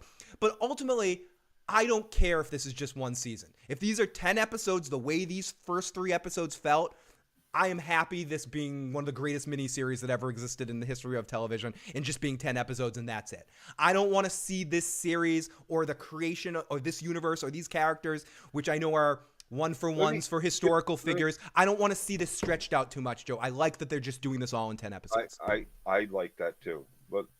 And that's why I like your take on, you brought up Game of Thrones. And you said maybe it should have been less seasons, more episodes, whatever. Like you just said, it needed more seasons. It needed like 10 seasons to tell the Dani story properly. 10 seasons to do the first 5 books alone, and do it right and adapt it as faithfully as possible with all of its intricacies and what the fuckedness. Right? If you had done that and extended it, it probably and that doesn't really fit with this. This is one book. This is one story. Enjoy the story for what it is. Yeah. And let's hope they did right in the amount of episodes it takes. Exactly. Story. Great point, Joe. They did wrong with Game of Thrones. They took a lot out. They skimped on the episode count. Great point, Joe. Before we start screaming for a second season and loving for a second season, let's make sure that this season gives us everything from beginning to end. We've made and even if it doesn't, but like take this story. This is a story in and of it onto itself. Like now, and let's see how they tell this story. Now, I don't want to enjoy this for what I don't want to foreplay too much. Everyone, welcome. If you're, can I ask you a question, Phil? Yes. Just because I thought of this question, which you brought up game. I don't want to spend too much time. Yeah, that's why I want to get into this episode right now. Do you think if they knew what Game of Thrones was going to be beforehand, they would have followed that path? No, because I would. This is a conversation for a different day, Joe. I don't want to go too far down this road. I think the first season. I think the first season is a good, but some people that are watching this might not have watched Game of Thrones. So I don't want to talk too much about another show in this show, but I think they did a great job in the first season. Where I think the first season was a good one for the first book, and it only needed that one season. I think it was when you get into Storm of Swords and Clash of Kings where you needed more time to tell those stories. And even Dance of Dragons and Feast of Crows, like all those stories needed multiple seasons, not one for one. I think Game of Thrones, the book Game of Thrones, in season 1 was a perfect one for one. Was as close to a perfect representation of a book as we've ever gotten. And I hope they added things too, like the Cersei and the Robert scene, or the Jaime and Ned scene being a little bit different. That I thought were actually better. But this is the start of Jane Poole being removed. Right, but I still didn't mind that as much. But that being said, with Shogun's changing some stuff too, and they changed some stuff in this episode that I know from the book that I think worked well. And I know some people. Oh yes, with the stuff. It changes from I don't know about the book, but from the last Yeah, there was something. There was something at the end of this episode with the swimming that gets changed with the diving and the swimming, where it just seems more like Toranaga was just bathing him at the end to make sure he doesn't smell and tiring him out before the race. In the book, it's in the book, it's Toranaga over and over trying to dive and messing up, and then he finally does a perfect dive, and everyone's excited. I like this change that they made it more so because after he gives Blackthorn the honor, he needs to also he also enjoys breaking him down in front of his men to make sure that everybody knows that this guy might be a loudmouth, but he's actually going to listen to Toranaga. And I gave him this title, but look, I'm making him and I'm bathing him so he doesn't smell like crap for everybody, because I do this is what I was saying in a stream I did yesterday. I was just gonna call you Tony. A stream I did yesterday afternoon, or the afternoon before that, talking about this show, Joe. I expected the amazing cinematography, some of the best I've seen. I expected the great acting, the wonderfully choreographed action that we're going to talk about in this episode. That was unbelievable. Not a waste of time. The action in this show, not shaky cam. They lock the camera. You see what the hell happens. It is amazingly done. What I was not expecting from the series, and what's so important to me in liking a series, it's why something like Breaking Bad and The Sopranos are my favorite shows, because they're funny.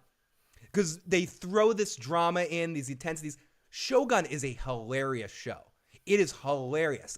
Like Blackthorn and Rodriguez going back and forth when they were on the boat with each other, going like talking shit to each other back and forth in the race.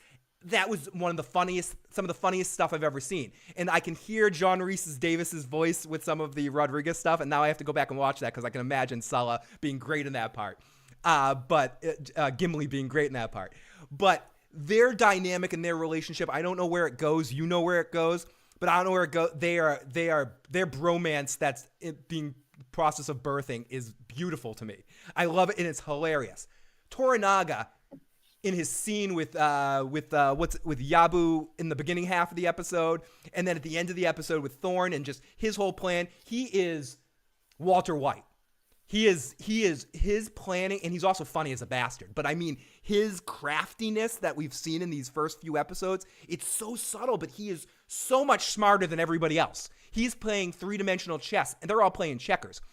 His whole plan about leaving the council, and the council can't vote because they're stuck into their dogmatic bullshit. And there's Phil, it's so good, Joe. What you have to remember about the analogy of everybody's playing checkers and you're playing chess is you're gonna lose.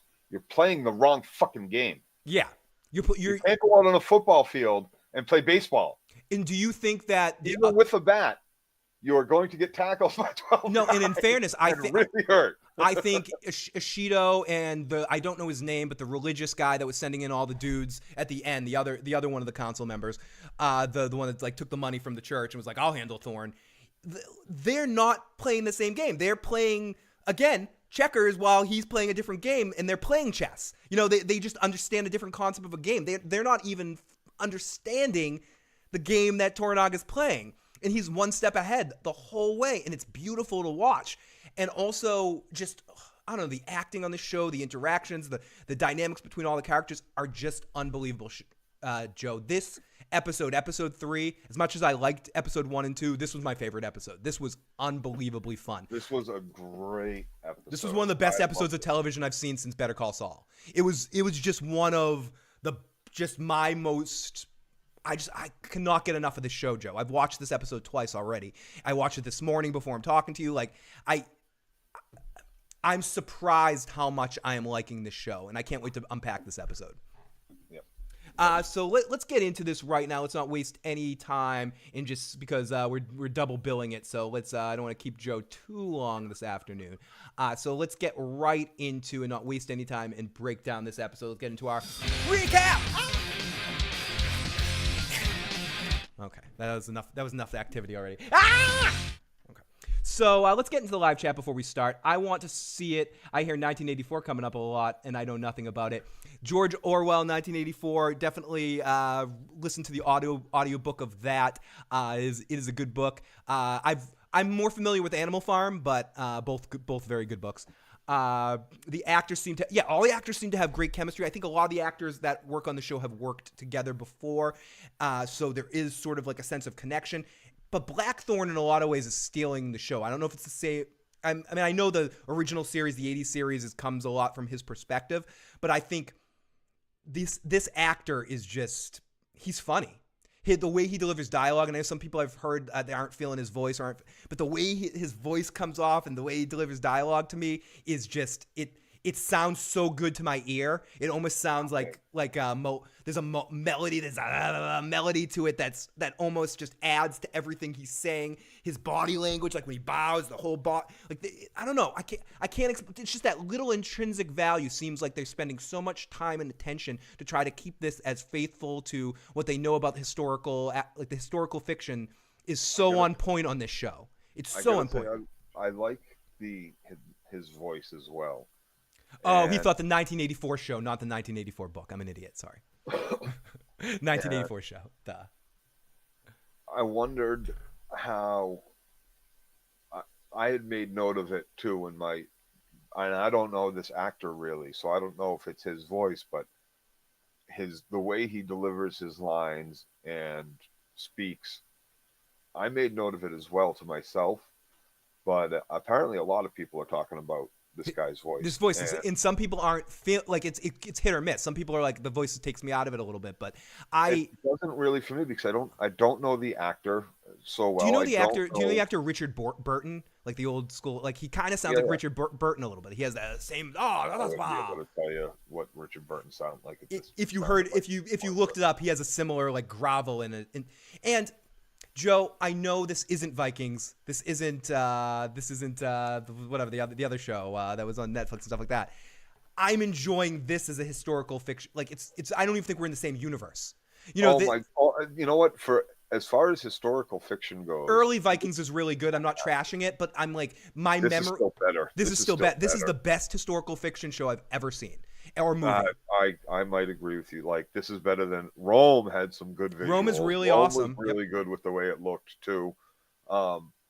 This is fantastic. And there's some great movies, and I highly recommend. I've said this before. Check out the YouTube channel and our good friend of the show, Nick Hodges, History Buffs. I hope he covers this at some point. So as well as the historical and the time period in this area of the world, I'm a fan of the fantasy from these areas of the world and other areas of the world as well, and the mythologies, and things like that. So I'm not saying it's going to happen and it's not going to happen, but if they had a fucking big flying dragon come out of the fucking ocean at some point and like attack Japan, I'd be like, fuck yeah! Yeah. No, and that's the thing where we're that's dealing. How good that like this is great. Right, we're dealing with fiction. All of it goes right now. Like they could be like, surprise! It's not just Shogun; it's Shoguns and Dragons. Yeah, Shogun of Thrones. Joe, it's Shogun of Thrones. It's the Shogun of Thrones. Exactly. And then if they did something like that, I'd be psyched. Drogon. That's how good this is so far. Yeah, Drogon shows up with Bran riding his back. Or we flash the King Bran with his head like this, going and we see. Yeah, if they did it, I would trust them to do it. And I know we're only 3 episodes in, but I'm. To use a term we were using in our Walking Dead review we did yesterday, is I'm drinking the Kool-Aid big time for this show. Oh, dude, this show is, I am so all in. All my chips are in the center of the fucking table. You tell me how this show is bad. And yes, John. And I will seriously listen to what you have to say.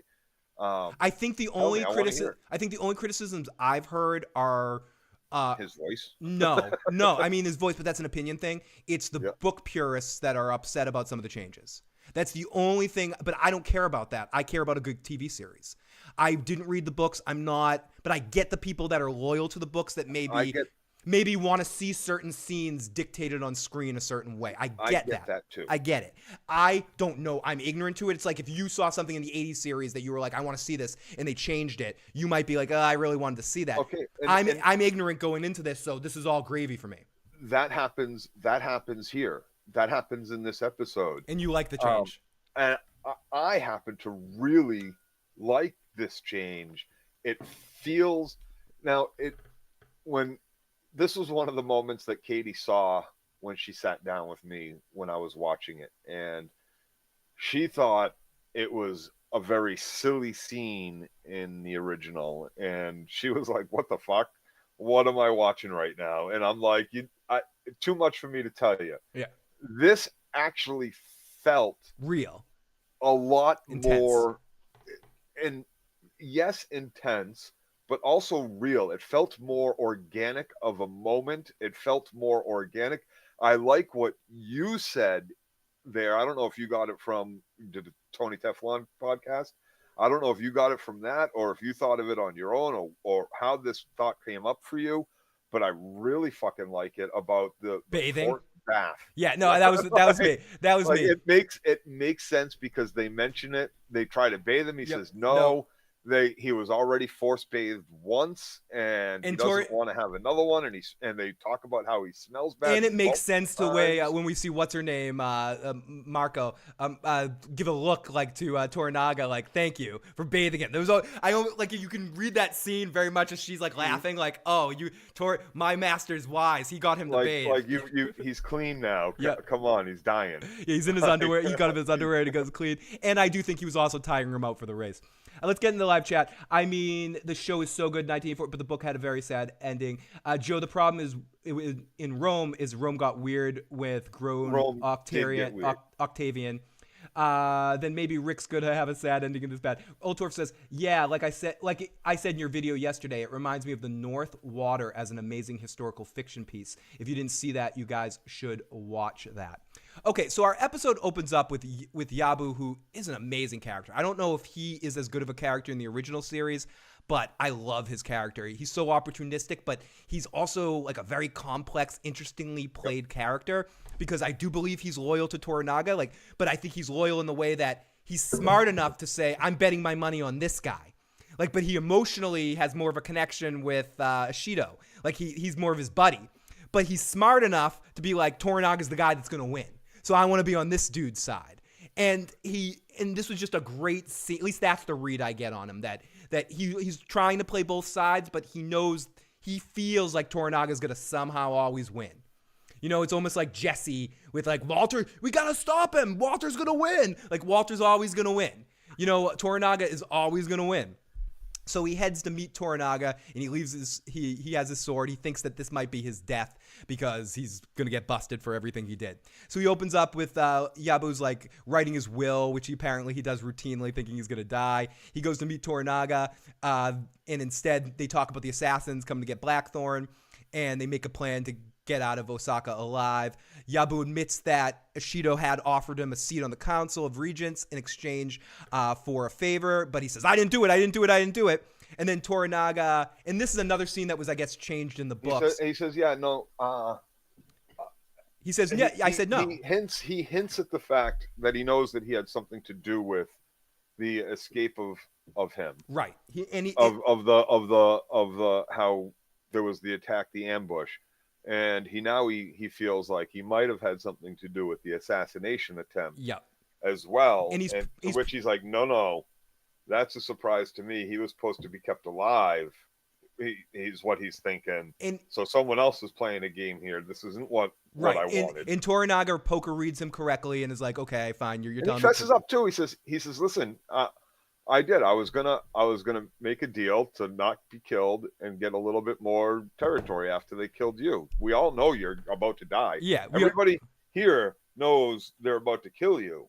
I'm just trying to stay alive and get a little bit more territory. You can't blame me for trying to get more fief and all this sort of stuff. No, I'm still loyal to you. I didn't set that up. And I love how Toranaga shifts the focus. He's like, okay, I accept all that. Now hang out with me and watch the sunrise. I guess in the books, and I don't know if it's like this in the 84 series, this is one of the things that I saw people being a little snuff in their uppagus about.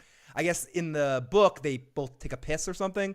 In this moment, they piss at sunrise together, and they took the pissing out, which I'm okay with that. I don't really care about that. But I get that that's maybe a scene that if someone read in the books, they're like, oh, I can't wait to see that scene with Yabu and Toranaga pissing at sunrise together or something like that. Well, so I can get that. If it happens in this place, right? That what Ishido is supposed to be protecting. That's also important because it shows that you're pissing on his city. Yeah. You're pissing on him now. The And pissing would have been whatever guards are here and whatever your men are here, they see that.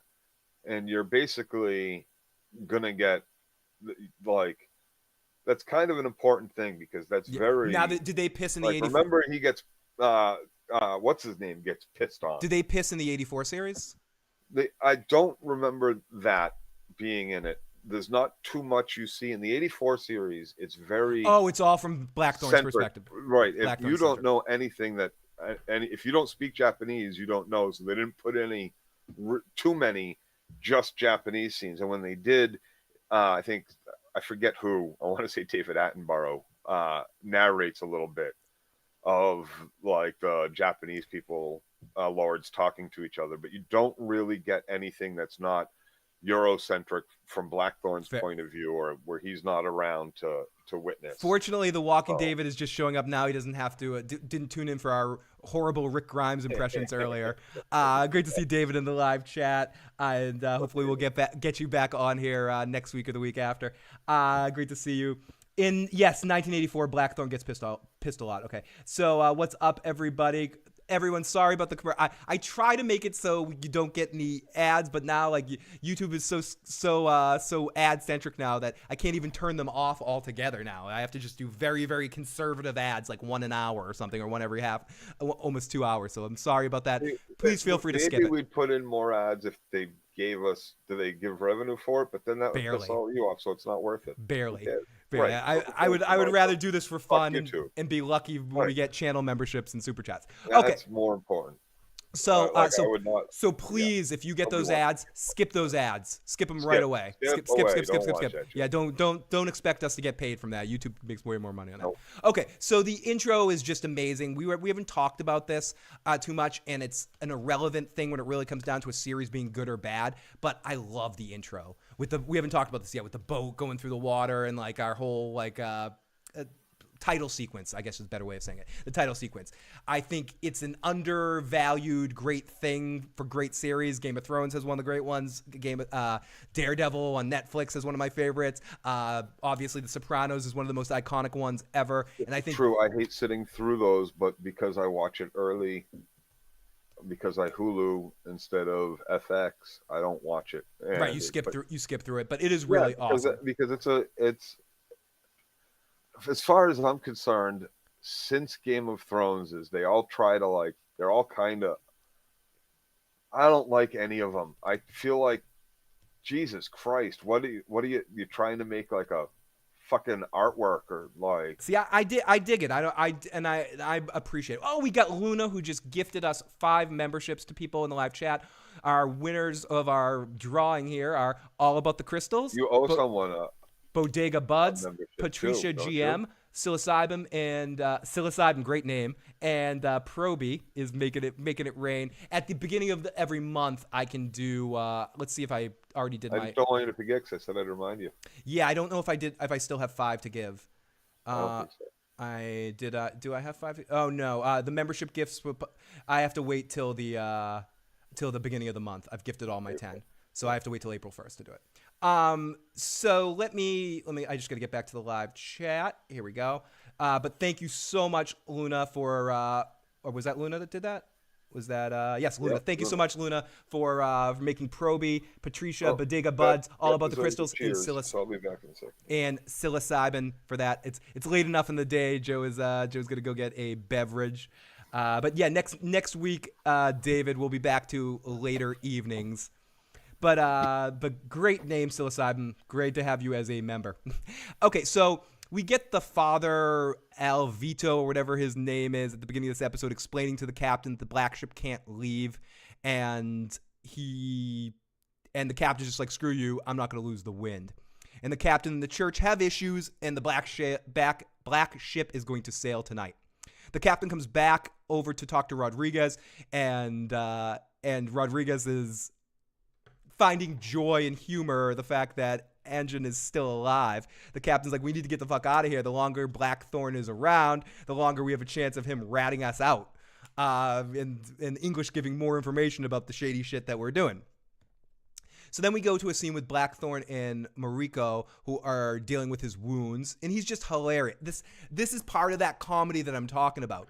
He's getting treated by the doctor, and he's calling the doctor a warlock. He's sounded like Charlie Sheen 3 years. He's like, this fucking warlock is gonna bleed me to death, and then she's like, he's not a warlock, he's a doctor, and she explains what he's doing, and Blackthorn implies that the church paid for the assassins, yada yada yada.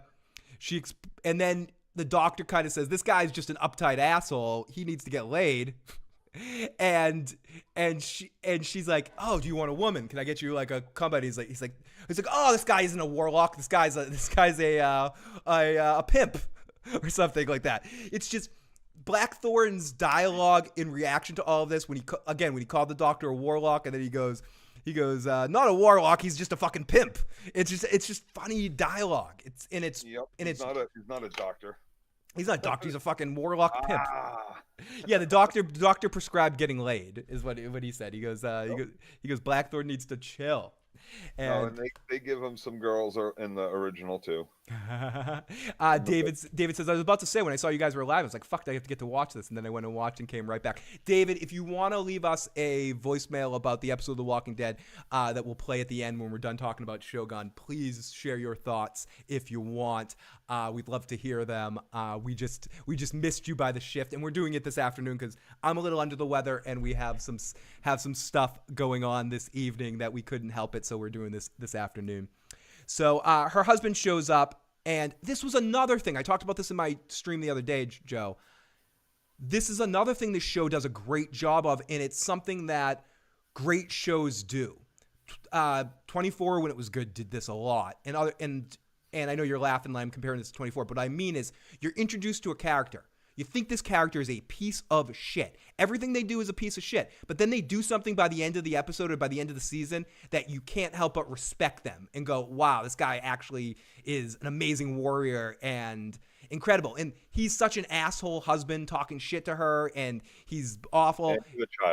And the child. But at the end of this episode, when he's at the boat and he's fighting off all the guys and none of them will come down and face him, and that was what the scene of, I know I'm comparing to Game of Thrones a lot tonight. That's what the Barristan dying scene should have been like on Game of Thrones.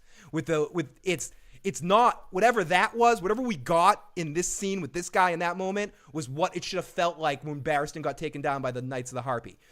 He felt truly overwhelmed, but still hacked them all to bits. I wouldn't be surprised if that guy's still alive. Like, I know he's dead. He can't survive that stuff, but I wouldn't be surprised. Wouldn't you not be surprised if he was still alive? Because those dudes weren't wearing armor, and they were wearing these minor swords. But he gets backed into a house, and we don't see him die.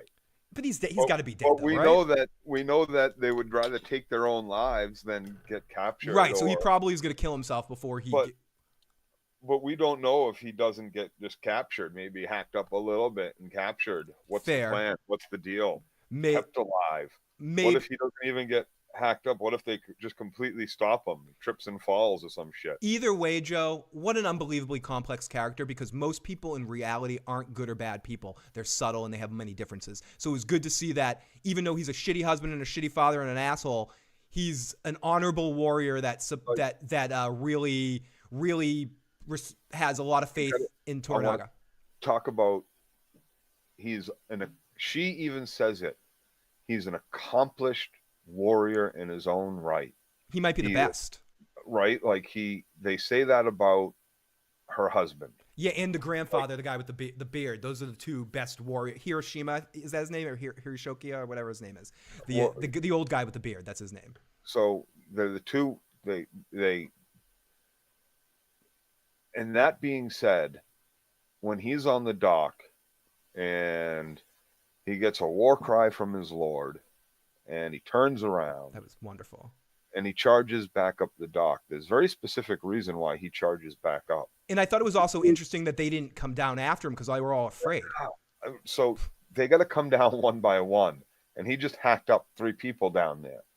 So more. I think it might even been more than 3. So at best, if they come down one by one, they're getting hacked up.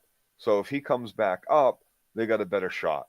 If he stays down there, they're just gonna fucking shoot him with bows when the bows. Is that why he just chose to run up to just? That's why he chooses to run up and go indoors, because now he can't get fucking shot with bows. Yeah, smart guy, smart warrior. So now, smart warrior, accomplished warrior. So he heads indoors. He makes his way. He maneuvers himself to get into whatever building that is. Now the only way they have to get him out is to go in after him one by one. They can't shoot him with a bow or burn the fucking house down. If you burn the fucking house down, you run the risk of burning the entire fucking dock and village down. You don't want fire. So you got to go in after him one by one, which increases the chance that maybe this guy doesn't get killed. As dangerous as... I don't know. We have to see how this progresses. As dangerous as fire is now, it's even more dangerous then, in the sense of like, there's no fire department to put anything out. If one thing catches on fire, they can't just start lighting talking fires. About fucking pumps and hoses here. Exactly. Buckets from the water. Exactly.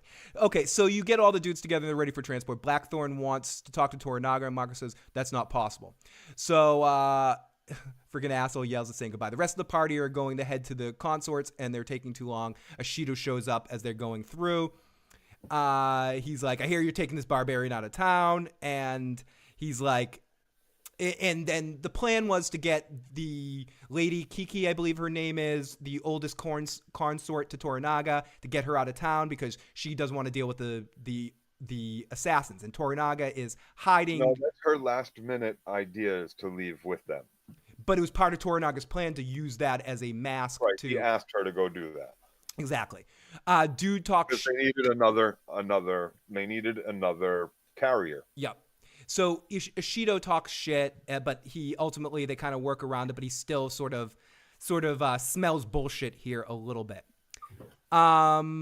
Okay, so we just as we're gonna see someone in pain and everyone's distracted, we see someone sneak away. Okay, Ashido misses this shell game as they're sort of sneaking people away. The lady has a little conversation with a pregnant woman as she comes down the stairs and says, "There's too many basically she goes, there's too many assassins in town.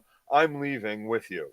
And her handmaid comes running down, or her one of her littler lord ladies comes running down and says, "Oh, take me with you." And she says, No, you're pregnant. You might have the kid. And by the time I get back, it'll be here. You stay. So they make a big show of this was a last minute thing, that she's leaving too. And when she's on her way back up the stairs, after this woman gets into the thing, the box, and it gets inspected, she makes a distraction. So she's in on it, and she twists her ankle and falls down, and or whatever it is. And who else sees something is Blackthorn's kind of figuring out what's going on. Blackthorn sees the shell game. He sees the shell game. And one of Ashido's guys and Yabu chat about, don't worry, I'm on your team. Yabu knows how to placate Ashido right here in this moment. And this is right when Mark, I'm going to call her Mark because I don't want to mispronounce her name, turns to Blackthorn, who's like, what's going on here? And she goes, my lord is famous for his trickery. It's just such a great subtle line where she just goes, he's very famous for his trickery. Enemies everywhere, friends nowhere, risk your heart and life. And he asks if anyone else knows, and she's like, no. And they stop them and as they're heading out of town, they stop them at the door and they check everyone again. And they're like, oh, Ishido said we could go through. And they're like, no, Ishido wants us to double check every one of these carts. Because Ishido definitely is getting a vibe like some stuff's going on. He's not a stupid man. I think that's just their order, period. I also think he thinks Toranaga's up to something. Not at this point. I really do. I think he can't prove it. He smells it, though. I think that Ishido, that's why he was there in the first place. I think he was okay with letting them go. This is just a checkpoint in the city that they have to get past to get out to the dock. See, I read that scene a little differently, that he had let them through, but thought he might have missed something, so he put a secondary checkup. I don't believe so. Either way, the point is they did a secondary check. Because he sent one of his crew, the guy that's in the front, that comes in and says, knock it off, get back to your posts.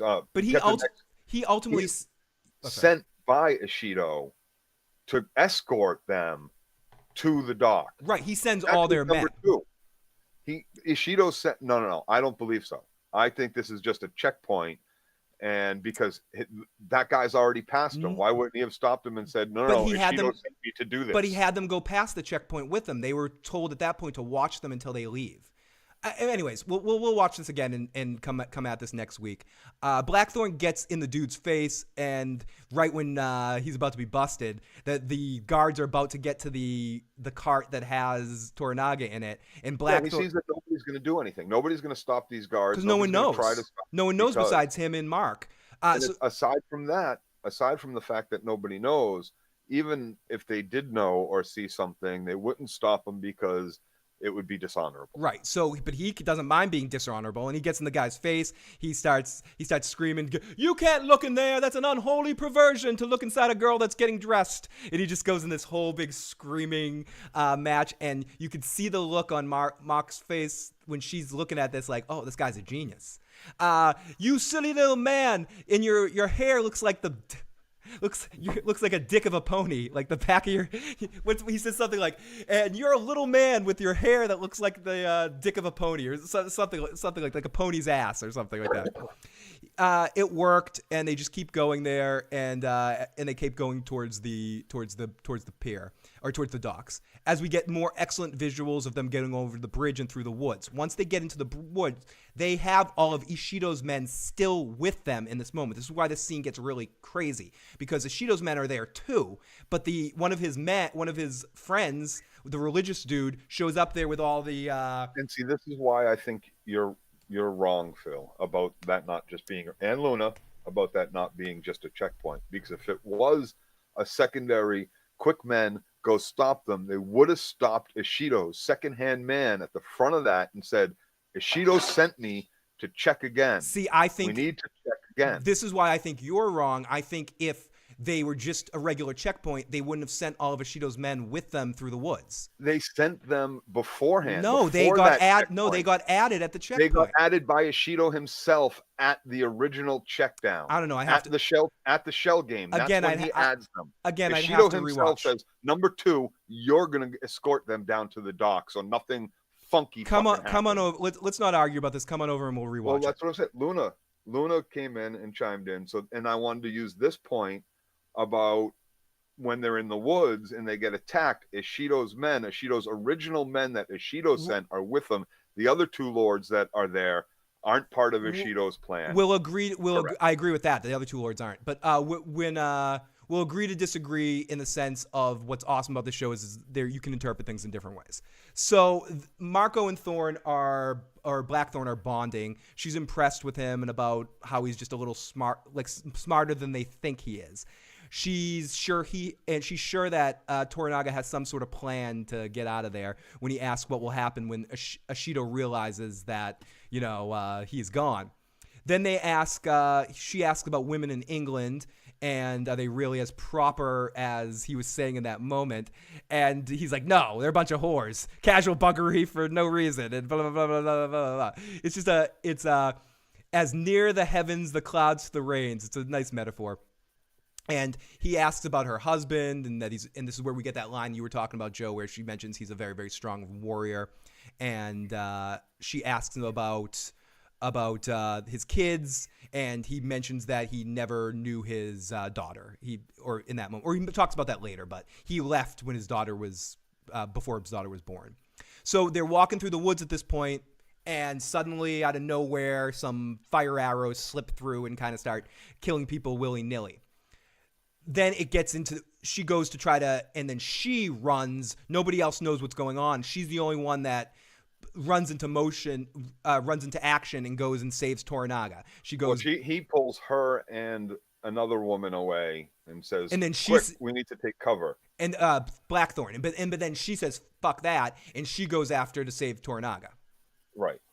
And yeah. And at this point, this is where we see that she's not incapable herself. No. Not only is she a very intelligent woman, but there must be other reasons. No, she's well trained with the bow with the short weapon and stuff like that. That's a fact of that era of Japan. They trained a lot of the women with the short weapon to be able to be quick and all that. If you wanted to be a woman, if if you were a person back then, you needed to know how to defend yourself. Absolutely. In any area of the fucking world. Now, And you should now too. Now, Macho Man Randy Savage, oh yeah, gets in the situation. So the Christians are attacking. They want Anjan, and the dude sends his guys down there, and they seem like, again, this is why I was comparing them to the Sons of the Harpies. All these guys don't look like top end samurai warriors. That's why Ishido's men and Toranaga's men were finding it easier to hack through these guys when they were running down. They weren't wearing any armor. They also didn't expect to see this many troops or armed or see Ishido's men there at all, because because the dude says, well, Ishido's guys are there, and he goes, fuck them, send them down there, kill them all. And this we see Marco helping fighting. Yubo and Toranaga link up and battle and talk shit to each other. I love this. This is where Ishido's man sees Toranaga. Right, as well, absolutely. And I love Yabo's line to Toranaga right there. Could you just maybe once tell me the plan ahead of time? Something like that. It was a very fun line. This is where Yabo finally decides for sure, or we know that he has decided for sure that this is his. Yeah, I'm Team Tor. It's because in that moment he's gonna die if he doesn't. Even if he strikes Toranaga down, he's as good as dead in that moment. I also think, Joe, I think you're right about that, but I also think there is the other aspect of, and there was a moment, it happened with like a sound cue with like a music clicking, that when Ishido's men started seeing him, when all Toranaga's men started to see that Toranaga was there, this, oh my God, he's a genius moment. Where Yabu's like, oh my God, this guy, no one's stopping this guy. You know what I mean? Like no one is outmaneuvering this guy. So I made the right choice. And I think in that moment when we turned to him, it's like, you just need to tell me your plan so we can be on the same side. But it was in that, it was also, I trust you. There was almost in his words, at least that, again, we could read this in different ways. I read it as Yabu being like, yeah, I trust you. You're smarter than everybody here, and as my camera fell down, let me turn this off for a second, and go over to your camera for a second.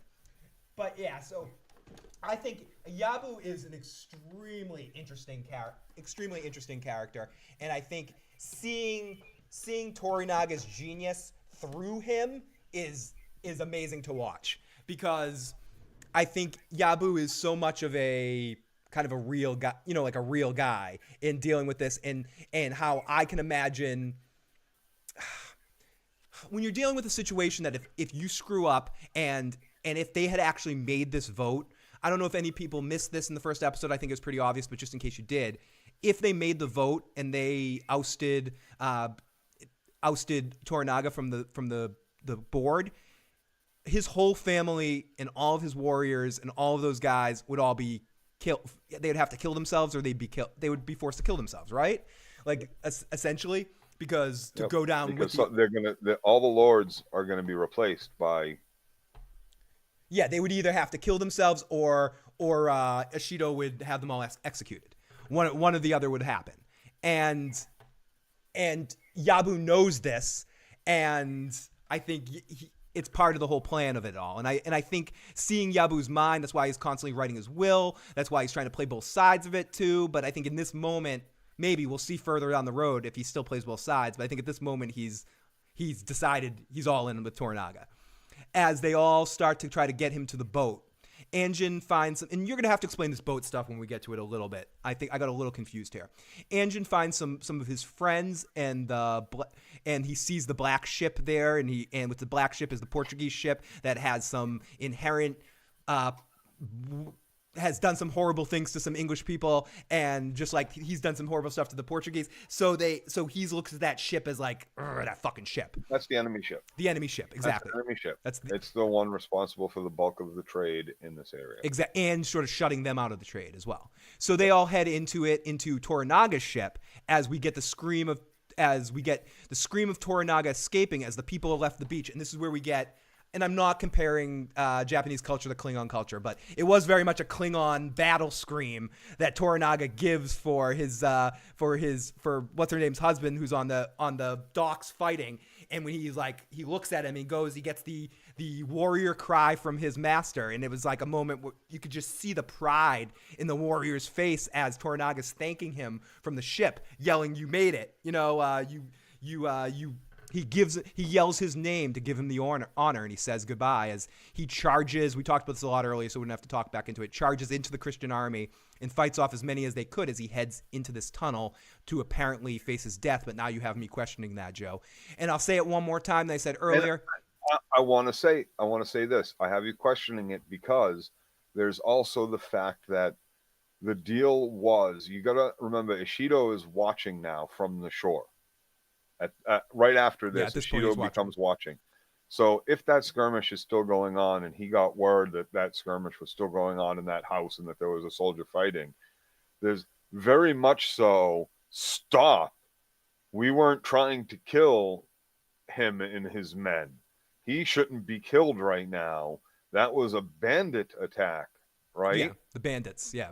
And it would be up to Ishido, actually, to stop those Christian soldiers from making war in the city that he's served. I mean, he's sworn to fucking protect. So there's every part of me that is screaming right now that this dude is still alive. That Ishido, if got there in time, would have intervened to say, stop. Or stop not. No, beyond that, Joe, I think that if they didn't stop, because they are being run by another commander, they're being run by, his name begins with an H. They would all be fucking put down. They'd be all put together. Yeah, Ishido would take his men, his highly qualified samurai warriors, and destroy all of those dudes. One guy, one of that one dude on the dock took down 8 or 9 of them. Imagine what Ishido's men would do. They would just roll in and kill all those peasants. Right. So there's this, right? So they put down their weapons. What further makes me say that as evidence is that Toranaga's fucking general is not dead at the end. No, the gray-haired guy, right? The Hiroshima, he stays whatever back when the switcheroo happened. We kind of glossed over this, and the lady goes back into the house to meet up with the pregnant woman and Toranaga's general. We see that the general has not left with the convoy, that he is staying back as well, and he has a message to deliver later. Yeah, and we'll get to that later. He hasn't been executed, because they can't execute Toranaga's men. He's a fucking sitting council member. They can't execute this guy if he didn't die in that house. If Ishido got there in time, Ishido would have stopped that violence immediately, and this guy is still alive, because he's going to come out and he's going to say, sorry that happened. Oh my goodness, go to your general. So they take off as quickly as possible. The dinghy had a ship, and then Anjin watches the shore and feeling bad because Anjin's screaming in this moment, let's go back and get Marco's husband. We got to go get him. And they're like, no, we're not going back for him. And they're like, no one's on the dock. We can like go back. And they could just go pick him up. Yeah, we can just go pick him up. No, there's bowmen coming. We need to get out of range of the bows, you idiot. Yep, and the guns that are on their way, because there are guns too. And they also see the black ship here, and they also in this moment we start seeing a blockade of fishing ships, and it's blocking the harbor to make it hard for Toranaga's ship to get out, because it's a much smaller ship than the black ship. They tell Ishido about the betrayal of Toranaga and that he got out. Anjin says, we're fucked. And he turns to Toranaga, or communicates to Toranaga, but the black ship could make it through that blockade. So we're not getting through that blockade because we're in a galley, and that's easily boardable. It doesn't have high sides. It's not as big and as fast and driven by the wind. Whereas the black ship could just literally crush them, as we see happen later. So Toranaga pushes it, and he makes an order. He goes over to the black ship, or sends messages over to the black ship. I forget if he went over himself. The captain. He went over himself. Oh, he did. And the captain's being a dick. And there's the captain, the priest, and Rodriguez. Captain comes Rodriguez and Toranaga now. So Captain is being a dick, and Rodriguez comes in. He goes, you got to see this, as Toranaga's team heads to the boat. Rodriguez and Blackthorn talk shit in a hilarious way about how's your mom's leg, and blah blah blah blah. A million ways to die. Toranaga offers them 10,000 silver. He'll also allow them to build a church. To invest and take some of the profits with. Exactly. Not just 10,000 silver. And then he'll also let them build a church there to get the religious people on his side. Edo, which is in his jurisdiction. And hearsay is the church will turn the Christians' lords in his favor. They do not have any churches in Edo and in Toranaga's area. And the dude is like, this is bribery and impossible. And he's like, I don't care. Let's fucking bribery. Let's make it happen. And no. Well, the head priest that's sitting there in this negotiation is like, this is impossible. We can't do this. We couldn't possibly say yes to bribery, but yes. Whatever happens, wink wink, happens, which is a yes. Like, I can't because God says I can't, but he's a crafty fucker. But we all must trust God's message here. And the captain is like, okay, one more deal. I'll do this, but you need to get rid of Anjin. He knows that Blackthorn's got to die because Blackthorn has English information. All the information. Has the route to Japan. So, and if he ever gets back, England has it too. So they he has to get off the ship. He has to go on your ship, and he's gonna get boarded and taken and all that kind of shit. So this creates a scene that I'm not exactly sure what happened, but but basically Rodriguez lets Anjin live. He sort of blocks for him while Anjin's racing it. He sees Anjin So to say the least, he gets sold. He says, "Yeah, okay, fine." He stays. No, he does. So Anjin, most important. Anjin's back on the other boat, and he gives this look it's the look that's in this picture. It's actually from this actual thing, right? This one right here. He gives this look in his face "Oh God, I'm fucked." And then he just makes a choice. He gives this one of the best "fuck it" lines I've heard in a long time in something. He just goes, "Fuck this," and nobody down there knows what that deal fully was either. But beyond that, he just goes, "I'm gonna friggin' take this ship, and I'm gonna make an effort on this. I'm gonna race Rodriguez." Well, if we can keep it on our broadside, on right, then and you keep the land on the other side. If you keep it on your broadside, you're at least blocking half of the ship from an invading, from the blockade. Right, and the other half is half the arrows going to be coming, and then half the line is also on the ground in that rocky area where no one is. So it was actually he races them, and this is one of the funniest points of the episode as Anjin says "fuck this." He sounds the drums. He takes over the ship and starts to try to race with Rodriguez. This is a good point to make here too. It's not just about the race. What Rodriguez does by forcing towards the breakers, right, is very important. It also cuts off the bulk of the blockade and puts it to the right side of the ship, which helps Anjin. Right. He straight up helps Anjin because but then he lies about it. He says that he did it because he didn't want to damage the ship, but really no. Even more so because then the captain comes out and says, "Fuck you." Okay, good. You can ram him into the breakers now, and that will do him in and leave him here But Rodriguez is like, this guy saved my life. Yeah, Rodriguez likes him. Just enough room to squeeze by in the breakers. He doesn't fully cut it off. So he actually not only saves him from the blockade, but then he saves him again from by not following the captain's orders to fully crush him. And I think he doesn't just save him. He doesn't just save him mainly because he saved his life, but I think he also saved him because Anjin's a crazy son of a bitch and a good captain, and he respects it. Pilot. And he gives him that small window that Anjin could easily have fucked that up if he wasn't a good pilot. But because he's a good pilot, he gave him just enough space to make it through. And it was almost like a challenge by Rodriguez to Anjin, I'm giving you the room. It was a respect thing and a "you saved my life," I think once or twice already thing. Twice, I believe he saved his life twice. And it's also and I've said it before, the shit talk between the two of them is just amazing. And then the black ship crushes some fucks. The captain is, I like it. The captain gives a big smile on his face. And Anjin falls past while being salty, while being a dick. He, as Joe was saying, he kind of rides the shore. Anjin and his crew make it through, and just the joy on Anjin's face with all of his crew screaming, "Fuck yeah, man! I fucking yeah!" Like that. I was feeling it. I stood up and started applauding. I was feeling it was like the end of Major League when they win the second. There's a little funny moment too when he first gives the order and he's trying to tell them to go faster. And the other guy runs up and he's like, no, he means faster. Yeah, faster. He was pronouncing it wrong, but he got the word kind of right. So Toranaga leaves the black ship and he heads to the other ship. Ishido and the council talk about what's going on, what's going to happen, and they're shit-talking each other a little bit after all the events. And here comes the general. Hiro. I think his name is Hiroshima or Hiro. I'll call him Hiro from now on. Comes in there and he's with a big ass smile on his face, and he's like, pretty in Toranaga grin. I got a message for you, Regents.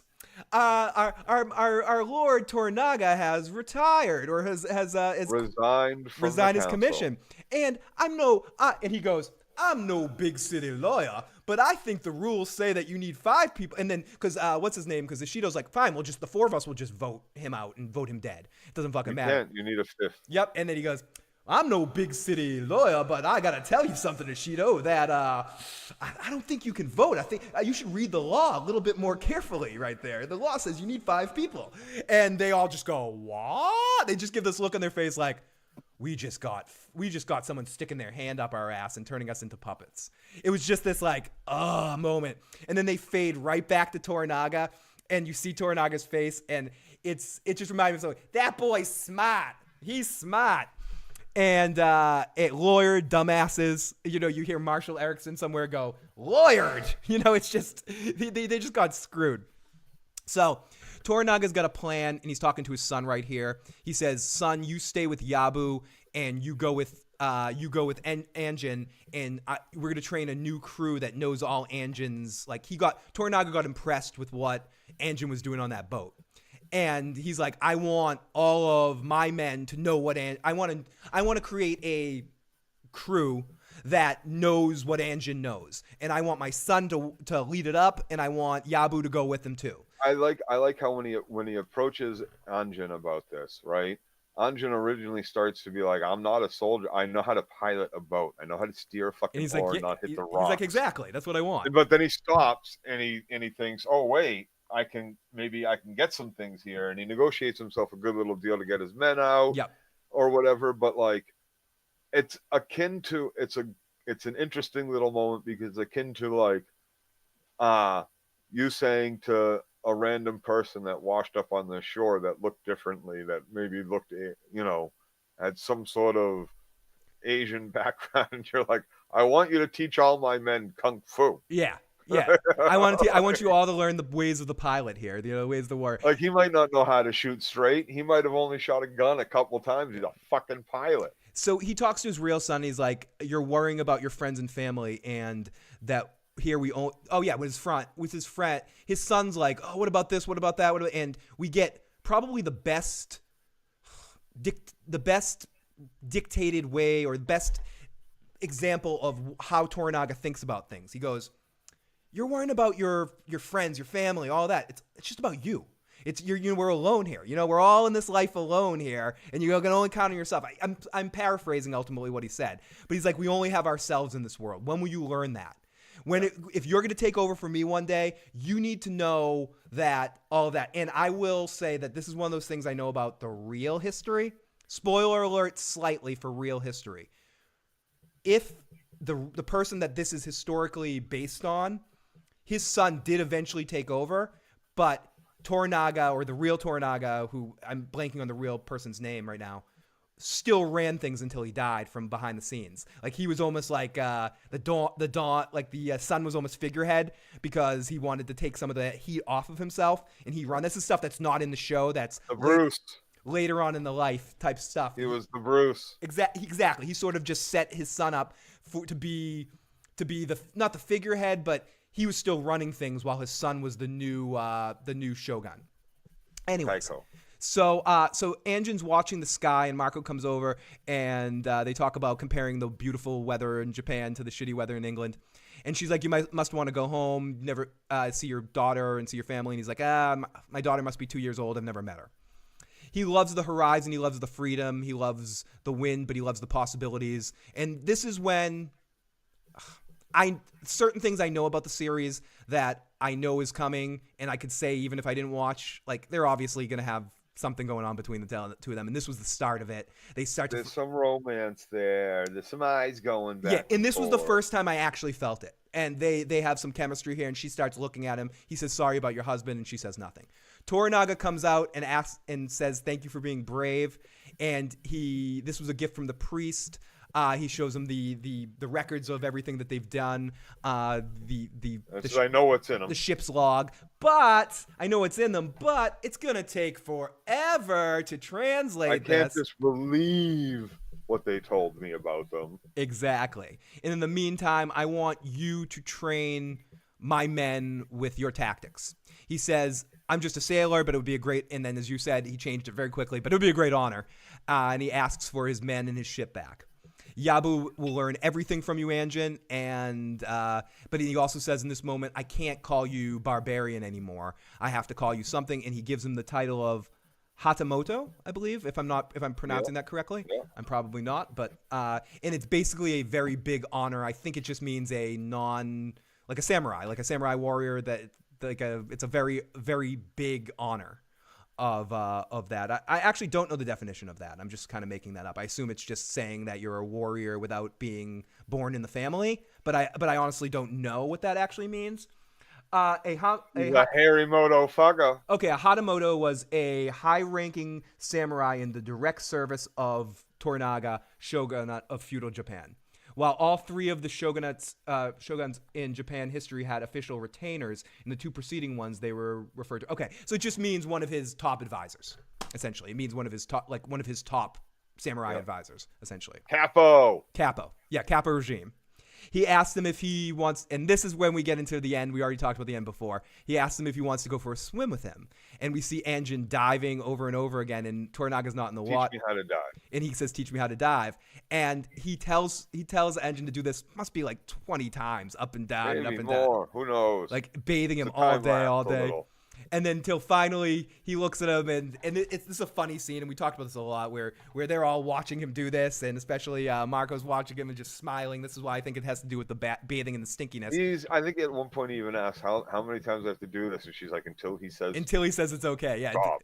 Yeah, exactly. He watches. He says, "You do it again." Anjin says, "How many more times?" She smiles. Until he's satisfied. Is what he says. Until he's satisfied.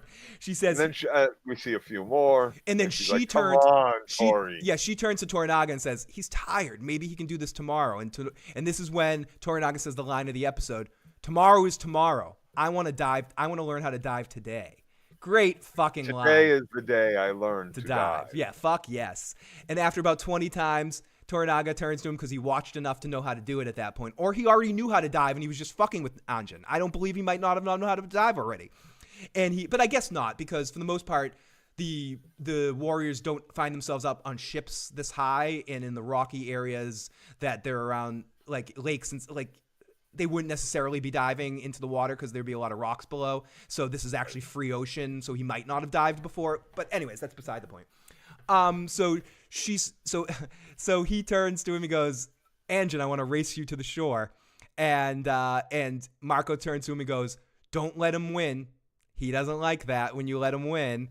And he says, "Here we go." And I wouldn't dream of it. Yep. And Toranaga does an okay dive. He's tired as fuck, like you pointed out too. Exactly. And the race is on. The one minor thing I'll say, Joe, here, that's like if we're getting into like Walking Dead, Joe Striss's kind of bullshit shit, I just believe that the actor didn't want to take his clothes off. I don't think Toranaga really would have raced him with his robe on. Agreed. He would have totally taken that off. I assume that the actor's like 60-something years old and didn't want to take his shirt off right there or something. Because in reality, there's no way you win that race if you have your clothes on like that. Well, he might not have. So this scene isn't in the original series. It's done through Blackthorn is singing a jig to a couple of women at a dinner and tea or whatever. And he starts like doing like a sea shanty, and Toranaga kind of walks in the middle of it and is intrigued by it, makes him do it over and over again to teach him how to do the dance until eventually they dance together and sing a song together. Mm-hmm. And instead we get this scene on the boat rather, and with diving over and over again until they finally swim together. This felt a lot better to me. Right, me too. So there's where he's being taught to dive, and Blackthorn didn't take off his undies and shit. There is a good possibility that Toranaga wants to dive in every aspect of what it means as a European diving into the water. You know that. No, so fair. That's kind of like that's how I have to like explain why he's not naked diving and why Blackthorn's not naked diving and why they're. I mean, Blackthorn wasn't his underwear though, but even still, like there's like until like the like 80s or 90s or some shit. And if you lived in Chicago and you had public swim, you swam naked. Yeah. That being said, that's a minor nitpick. Let's take a couple of chats before we call this a stream. Oltorf says, yeah, this last battle scene was maybe the coolest part of the first 3 episodes. Bathed and laid, says Luna. Pimpin, the doctor prescribes some sexual healing, and I need a doctor like that. Yeah, his last battle scenes was maybe the coolest part of the first 3 episodes. The look the husband gave showed he did love his wife. He's not dead, says Luna. He went down like a boss. Merle, have a great day. Thank you for checking on in, our good buddy. I agree. Yes, I hope the husband survives, says Sonic, your boy. Fresh reminder to smack that like button, people. Sonic, you are incredible, my friend. Luna says, I disagree. Oh, okay, we already heard this one. I disagree, Joe. Ishido knows Toranaga is slick. His intuition told him to recheck.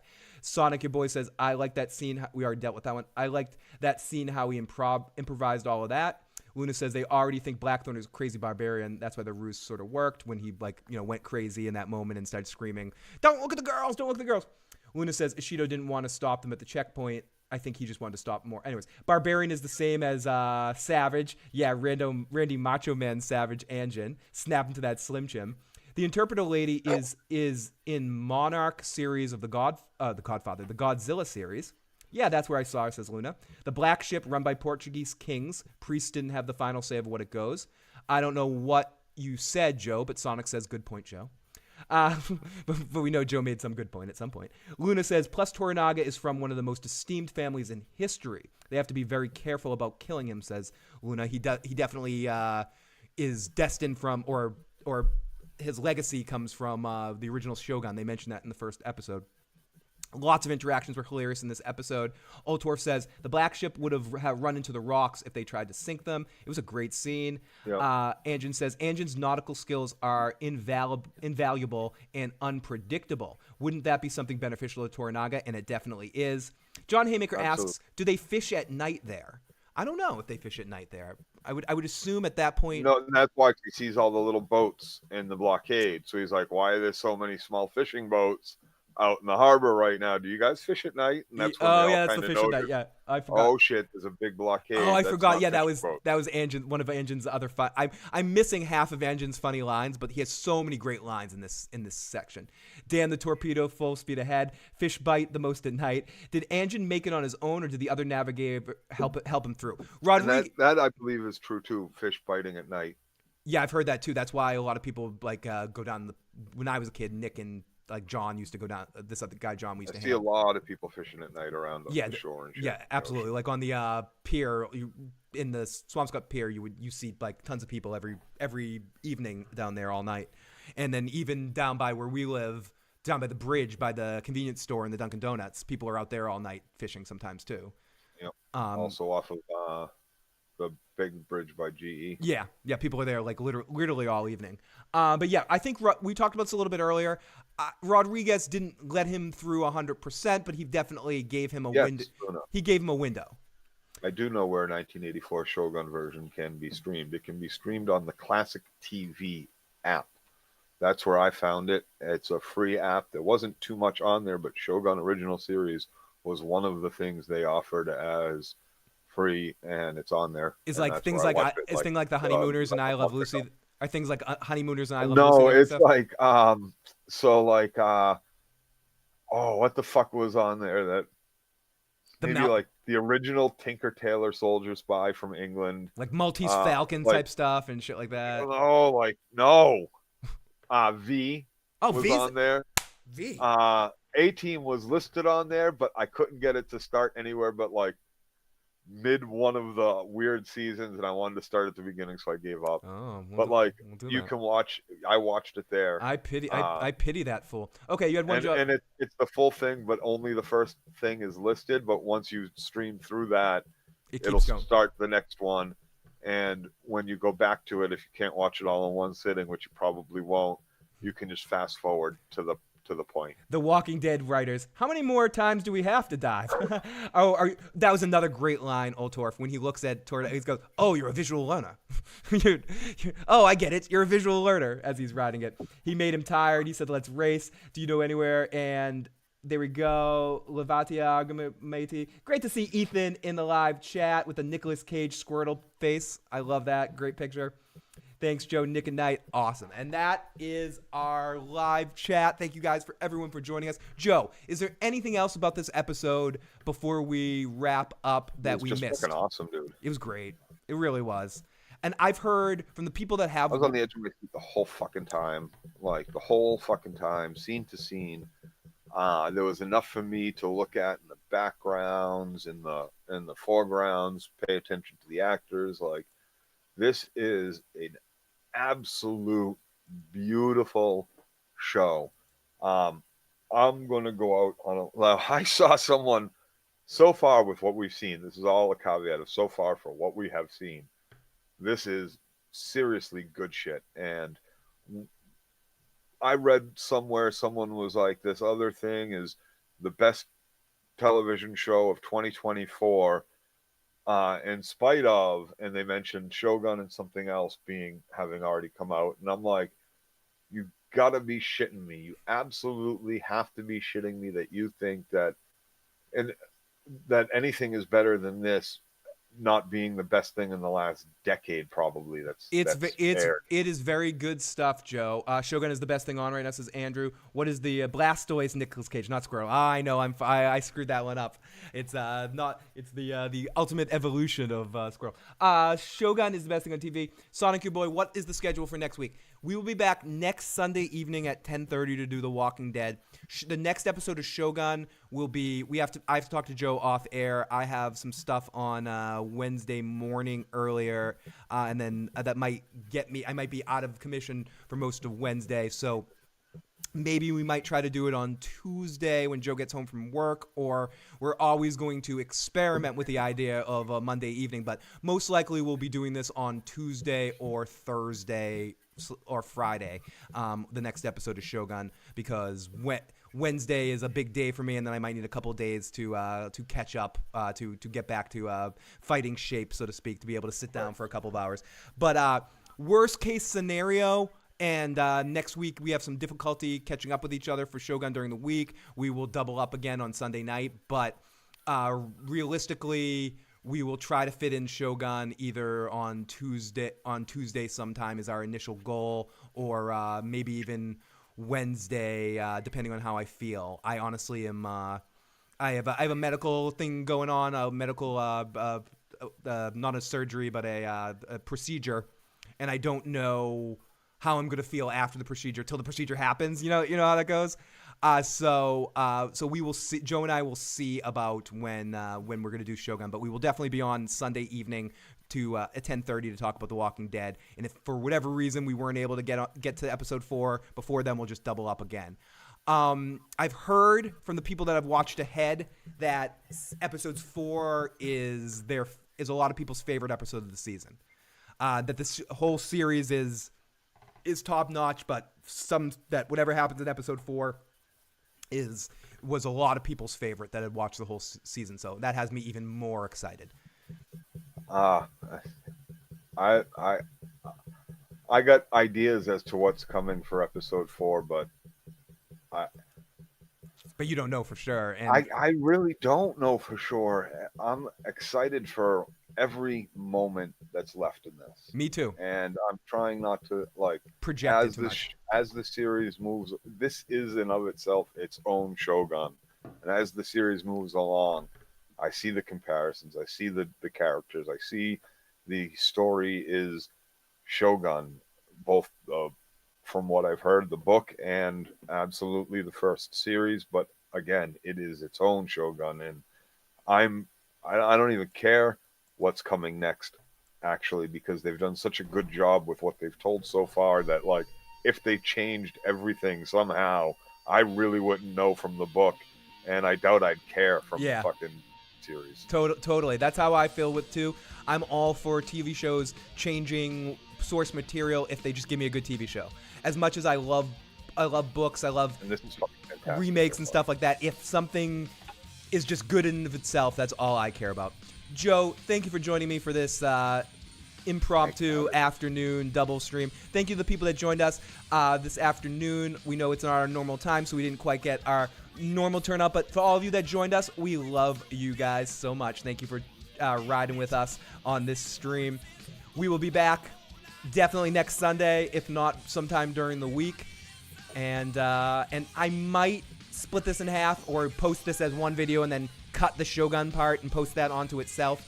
But I might not. I might not need to do that. You know, we'll just keep it as one giant podcast. If this was earlier in the week, I would. But because it's like literally the next episode of Shogun comes out tomorrow night at midnight, it might be a little too late to do that at this point. But everyone, thank you so much. You got to cut it and then post it. This and the Shogun thing. I don't know. Never mind. Yeah, exactly. See, it doesn't make sense. I hope you guys have a great week. We love you guys. Talk to you next time. Oh, volume up.